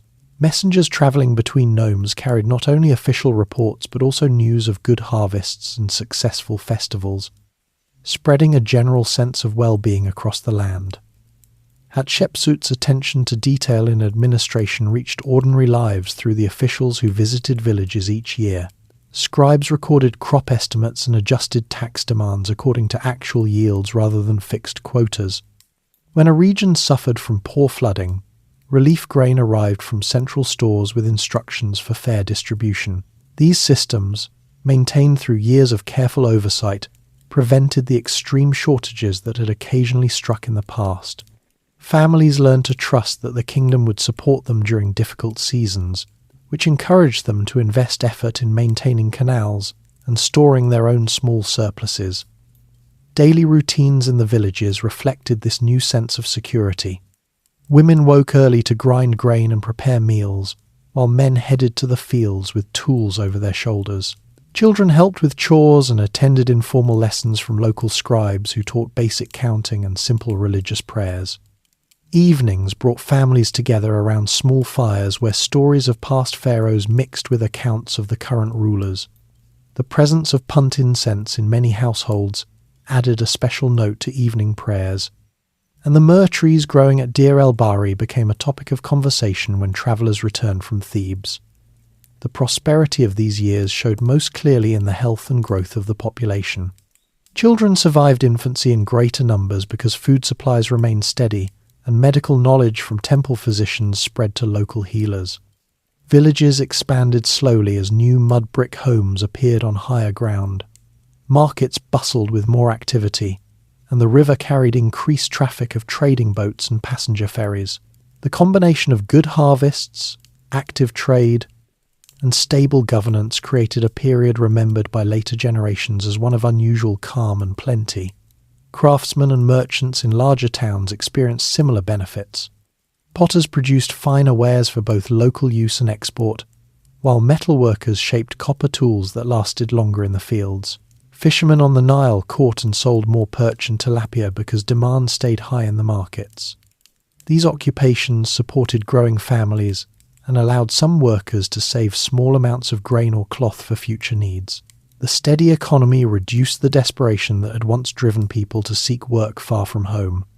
Hatshepsut and Thutmos III appeared together at major public events, and their joint presence reassured the people that the dynasty remained strong. Common Egyptians saw the rulers during festival processions and heard their names spoken in temple prayers. The knowledge that the palace managed resources carefully gave ordinary families confidence in the future. Decisions about granary reserves, canal repairs, and fair taxation filtered down through layers of officials until they affected the daily lives of farmers, weavers, and fishermen along the entire length of the Nile. The years of peace and wealth under their co-rule created a foundation that would be remembered long after. Villages stayed productive, markets stayed active, and the people experienced a level of stability that allowed daily life to proceed with quiet predictability. The river flowed, the fields produced, and the temples received their offerings, all supported by the careful governance that reached from the palace in Thebes to the smallest farming community. These were years when ordinary Egyptians could focus on their work, their families, and their traditions, without the shadow of uncertainty that had marked other periods in the kingdom's history. 17. Final years and health. The later years of Hatshepsut's reign settled into a quieter pattern as the major building projects reached completion and the kingdom continued to enjoy the fruits of sustained peace. Thutmos III had by now taken on a larger share of military oversight and border inspections, travelling south to Nubia several times each year to review garrison conditions and tribute collections. Hatshepsut remained in Thebes for most of these periods, directing the central administration from her reception room with the same methodical review of daily reports. Grain tallies, temple offering schedules, and provincial tax summaries arrived each morning by messenger boat, and she marked adjustments or approvals before passing the documents to the vizier for execution. The routine had become so familiar that scribes anticipated her questions about discrepancies in numbers or delays in deliveries, preparing extra details in advance. Her health began to show the first noticeable signs of age during this time. Mornings started with stiffness in the joints that required longer periods of gentle movement before the day's activities could begin. Servants brought warm oil infused with myrrh for daily massages, focusing on the shoulders, knees, and lower back where the discomfort concentrated. She continued the short barge crossings to Karnak for morning offerings, but reduced the frequency slightly, delegating some of the routine rites to trusted priests while still attending the major festival processions. The physicians from the House of Life visited regularly, preparing herbal mixtures of willow bark and honey to ease inflammation, and recommending rest periods in the shaded garden courtyards during the hottest hours. Daily life adjusted around these changes without disrupting the palace. Rhythm. Hatshepsut held audiences from a cushioned chair rather than standing for long periods, and scribes moved their low tables closer so she could review papyrus rolls without strain. Meals remained simple: fresh bread, grilled fish seasoned with coriander, lentils stewed with onions, and dates for sweetness. But the kitchen staff added more soft-cooked vegetables and bone broths recommended by the physicians. She ate smaller portions more slowly, and servants placed extra pillows behind her back during the sessions. Nephria now a young woman managing much of the household organization, ensured that the women's quarters supplied the necessary oils and linens for comfort. Thutmos III returned from his southern journeys with detailed accounts of fort repairs, soldier morale, and the steady flow of gold and cattle tribute. He presented these reports in the audience hall with growing assurance, describing specific improvements to water channels or the placement of new watchtowers. Hatshepsut listened while seated, asking clarifying questions about supply lines and garrison numbers, then approving resource allocations from the central treasury. Their discussions stayed focused on practical outcomes, how many additional bronze tools the forts needed, or whether extra grain should be sent upstream during the dry season. The young king's increasing competence allowed her to delegate more of the military correspondence to him, though she continued to review the final decrees before they went out under both cartouches. Court officials adapted to her reduced mobility with quiet efficiency. The vizier conducted preliminary meetings in an antechamber near her apartments, so she could join only for final decisions. Messengers delivered reports directly to her reception room, rather than requiring her to walk to the main audience hall every day. The high priest of Amun visited more frequently to report on temple affairs, bringing small portable altars so she could perform simplified versions of the daily offerings when full ceremonies proved too taxing. These adjustments kept the flow of governance uninterrupted while allowing her to conserve energy for the essential tasks. Neferua took on additional responsibilities in the palace and at court. She coordinated festival preparations, oversaw the distribution of linen and incense to temple staff, and managed the gardens where the myrrh trees from Punt still flourished. During Hatshepsut's quieter afternoons, Neferua sat with her mother, reviewing household accounts or discussing the education of younger noble children who served in the palace. These conversations covered practical matters, how to train new maids in proper linen folding, or which families could supply reliable wet nurses for royal grandchildren if the need arose. Neferua's steady presence provided continuity in the women's quarters and allowed Hatshepsut to maintain oversight without constant physical effort. The palace staff noticed the changes but maintained their routines with practiced discretion. Servants moved more slowly when assisting her from chair to litter, and gardeners placed extra benches along the shaded paths so she could rest during short walks. The scent of myrrh oil became more prominent in her apartments, used both for medicinal rubs and for burning in the small shrine room, where she continued private prayers each evening. The physicians adjusted their treatments over time, adding poultices of heated barley and occasional steam baths, scented with lotus to ease breathing and joint pain. Thutmos III's growing role became more visible during this period. He led military exercises in the training fields and conducted inspections of the Theban garrisons, reporting back on equipment readiness and troop training.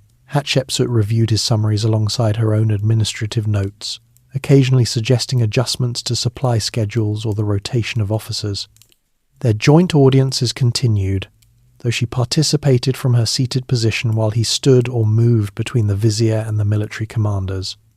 The arrangement preserved the appearance of shared rule, while allowing her to conserve strength for the decisions that required her judgment. Religious observances remained central despite the physical limitations.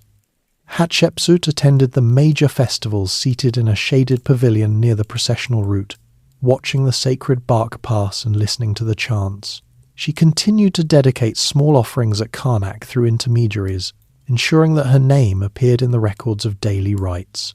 Priests reported on the condition of the temples and the growth of the myrrh trees, and she approved continued endowments from the treasury to maintain the flow of goods. These acts, though less physically demanding, kept her connected to the divine order that had guided her reign from the beginning. The kingdom itself showed no signs of strain from her reduced activity. Tribute continued to arrive from Nubia and the Levant, granaries stayed full, and trade boats moved steadily along the Nile. Provincial governors sent the same regular reports on crop conditions and canal maintenance, and Hatshepsut reviewed them with the same attention to detail. The administrative systems she had strengthened over decades functioned reliably under the vizier's coordination. With Thutmos III assuming more of the fieldwork while she handled the central planning, personal reflections surfaced in quiet moments. During the evening hours when lamps burned low, she sometimes sat alone in the garden courtyard, listening to the river sounds and the distant calls of night birds. She reviewed her ostraca notes one last time each day, adding brief entries about the young king's latest report or a new adjustment to temple staffing. These records, kept in the same wooden chest for years, now served as a private chronicle of the reign's closing phase. Concerns about the succession remained measured. She trusted Thutmos III's preparation, but continued to monitor the balance between military and administrative authority. Health fluctuations came and went. Some days allowed longer walks in the gardens or fuller participation in audiences. Others required extended rest with only essential visitors admitted. The physicians adjusted their prescriptions accordingly, increasing the use of soothing herbs and warm compresses. Servants kept the apartments cooler with wet linen hangings and fans, and the kitchen prepared lighter meals of broth and fruit when appetite diminished. As the years advanced, Hatshepsut spent more time in her private quarters surrounded by familiar faces. Neferua managed the daily household. Thutmos III handled military matters, and trusted officials kept the state running smoothly. The palace gardens still bloomed with the myrrh trees, their resin scent drifting on the breeze, and the Nile flowed past Thebes with its unchanging rhythm. The kingdom prospered under the systems she had built, and the dynasty prepared for the inevitable transition while she maintained her steady oversight from the centre of power. The final months of Hatshepsut's life unfolded in the palace at Thebes with the same measured pace that had defined her years of rule. By 1458 BCE, she had reached approximately 50 years of age, and the gradual decline in her health became evident to the small circle of physicians and attendants who managed her daily care. The joint stiffness that had started in her later regency years now restricted longer walks through the gardens, and breathing grew more laboured during the warmer months. Servants prepared the apartments with extra cushions on the low chairs, and kept bowls of cool water scented with lotus nearby for her comfort. The physicians from the House of Life adjusted their treatments week by week, using poultices of heated barley mixed with willow bark and small doses of opium syrup to ease discomfort without clouding her mind. She continued to review the most important state reports each morning, seated in her reception room with the vizier and a single scribe present, marking approvals on grain distributions and temple endowments even when her voice had grown quieter. Thutmos III returned from his latest inspection tour in Nubia to find the palace staff moving with subdued efficiency. He took over the daily military briefings completely, reporting to her in short afternoon sessions about fort repairs and tribute tallies. She listened from her chair, asking occasional questions about water supplies for the southern garrisons or the condition of the chariot teams, then nodded approval for the necessary allocations. Neferua remained constantly nearby, overseeing the household servants and ensuring that fresh linens and light meals arrived at regular intervals. The two children, now fully grown adults in their roles, coordinated the flow of visitors so that only essential officials entered the private quarters. The court maintained its outward routines, temple offerings continued on schedule, messengers arrived from the gnomes with harvest updates, and the Nile boats kept delivering cedar and gold. But inside the royal apartments, the atmosphere shifted toward quiet preparation. The end came gradually over several weeks. Hatshepsut's strength ebbed until she spent most hours resting on the raised bed platform in her sleeping chamber, surrounded by the familiar scents of myrrh oil and the faint river breeze that drifted through the high windows. Priests from Karnak visited daily to perform simplified rites at her bedside, reciting the standard protective formulas and placing small amulets of bez and taret on the linen sheets. She spoke little in the final days, but when she did, her words concerned practical matters, confirming that the myrrh trees at Deir el-Bahri still received water, and that the latest Punt incense reserves had been divided correctly among the temples. Thutmos III sat with her each evening, describing the day's events in the audience hall and the progress of border patrols, and she offered brief guidance on resource distribution before resting again. Neferure stayed through the nights, changing the cool cloths on her forehead and adjusting the light hangings to block the harshest sun. When the physicians recognized that the end was near, the palace entered a period of formal readiness. Embalmers from the West Bank workshops arrived with their equipment and began the traditional preparations in an outer chamber once she had passed quietly in her sleep, around 1458 BCE. The body was taken across the river under cover of night, accompanied by a small procession of priests carrying torches and chanting the opening spells of the Book of the Dead. The 70-day embalming process followed the established sequence. The body was purified with natron salts, the internal organs removed and placed in canopic jars carved with her cartouches, and the remains wrapped in hundreds of yards of the finest linen from her own estates. Amulets of gold, faience, and lapis lazuli were placed between the layers according to the positions prescribed by the priest's scarabs over the heart, eye amulets on the forehead, and small figures of the four sons of Horus beside the limbs. Thutmos III oversaw the selection of the burial goods, choosing items from the palace stores that reflected her reign. A set of golden fly whisks, ivory boxes inlaid with ebony from Punt, and jars of the finest myrrh resin. Burial arrangements had been planned years earlier in the Valley of the Kings. Hatshepsut's tomb, designated KV-20, had been cut deep into the rock with a long descending corridor and a burial chamber large enough for her sarcophagus and the canopic equipment. The sarcophagus itself, carved from red quartzite, bore her full royal titles and scenes of her offering to Ammon and Osiris. Workmen from the royal necropolis village completed the final sealing of the entrance after the funeral procession arrived. The cortege moved along the West Bank path at dawn, with Thutmos III walking at the head carrying a small bouquet of myrrh branches from the temple gardens. Priests recited the full sequence of transformation spells while the body was lowered into the chamber. The tomb was then sealed with plaster and stamped with the royal necropolis seal, and guards took up their posts to ensure its protection. News of her passing spread along the Nile by fast messenger boats within days. Provincial governors received formal announcements and organized local periods of mourning, with temples dimming their lamps and reducing public offerings for the required interval. In Thebes itself, the streets quieted for the mourning period, with families gathering in their homes to burn small amounts of frankincense in memory of the ruler who had brought the Punt trees and the long years of steady prosperity. Market vendors closed their stalls for the first week, and craftsmen set aside their tools while the palace distributed extra grain and beer to ensure no household went without during the observance. The court officials gathered in the audience hall under Thutmos III's leadership to swear renewed loyalty and to confirm that all administrative systems would continue without interruption. The immediate response from the people showed the depth of the stability she had created. No unrest followed the announcement, and daily life resumed its patterns once the mourning period ended.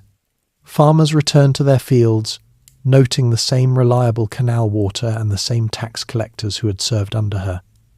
Temples maintained their offering schedules using the reserves she had built, and the workshops at Karnak and Deir el-Bahri continued carving new reliefs that now included scenes of Thutmos III alone, but referenced the earlier joint rule in their inscriptions. Neferure remained in the palace to assist with the household transition, ensuring that the women's quarters and gardens continued their routines, while the new sole ruler settled into his full authority. Thutmos III directed the final arrangements for Hatshepsut's mortuary cult at Deir, el-Bahri, appointing priests to perform daily offerings at her chapel there so that her memory would receive the same care she had given to earlier kings. He ordered statues of her placed in prominent positions within the temple terraces, their inscriptions recording her titles and achievements without alteration. The myrrh trees she had brought from Punt continued to grow beside the colonnades, their resin harvested each season for the very altars where her cult was maintained. These acts ensured continuity within the 18th dynasty, linking the new reign directly to the structures and systems she had strengthened over 2 decades. The court adjusted to the change with practiced order. The vizier continued presenting reports to Thutmos III alone, now using the full set of seals that had previously borne both cartouches. Military commanders received their instructions from the new king, and the priesthood at Karnak shifted their primary dedications to him, while keeping her name in the daily offering lists as a revered predecessor. Common people along the Nile noticed little immediate difference. The boats still carried grain, the market still traded linen and fish, and the festivals proceeded on the same calendar. The transition felt like the natural progression of the river itself, steady and uninterrupted. In the years that followed, Hatshepsut's legacy remained embedded in the landscape. The terraces of Deir el-Bahri stood white against the cliffs. The obelisks at Karnak cast long shadows across the temple courts, and the reliefs on countless walls showed her performing the rites that had sustained the kingdom. The administrative records she had kept so carefully formed the foundation for Thutmos III's later campaigns and building programs. The people who had lived through her reign remembered the years of reliable harvests and secure borders, passing those memories to their children in village evenings and marketplace conversations. Her burial in the Valley of the Kings, though later disturbed in antiquity, completed the cycle that had begun with her birth in the same royal city decades earlier. The 18th dynasty continued its course under Thutmos III, who expanded Egypt's influence even further while building on the prosperous base she had left.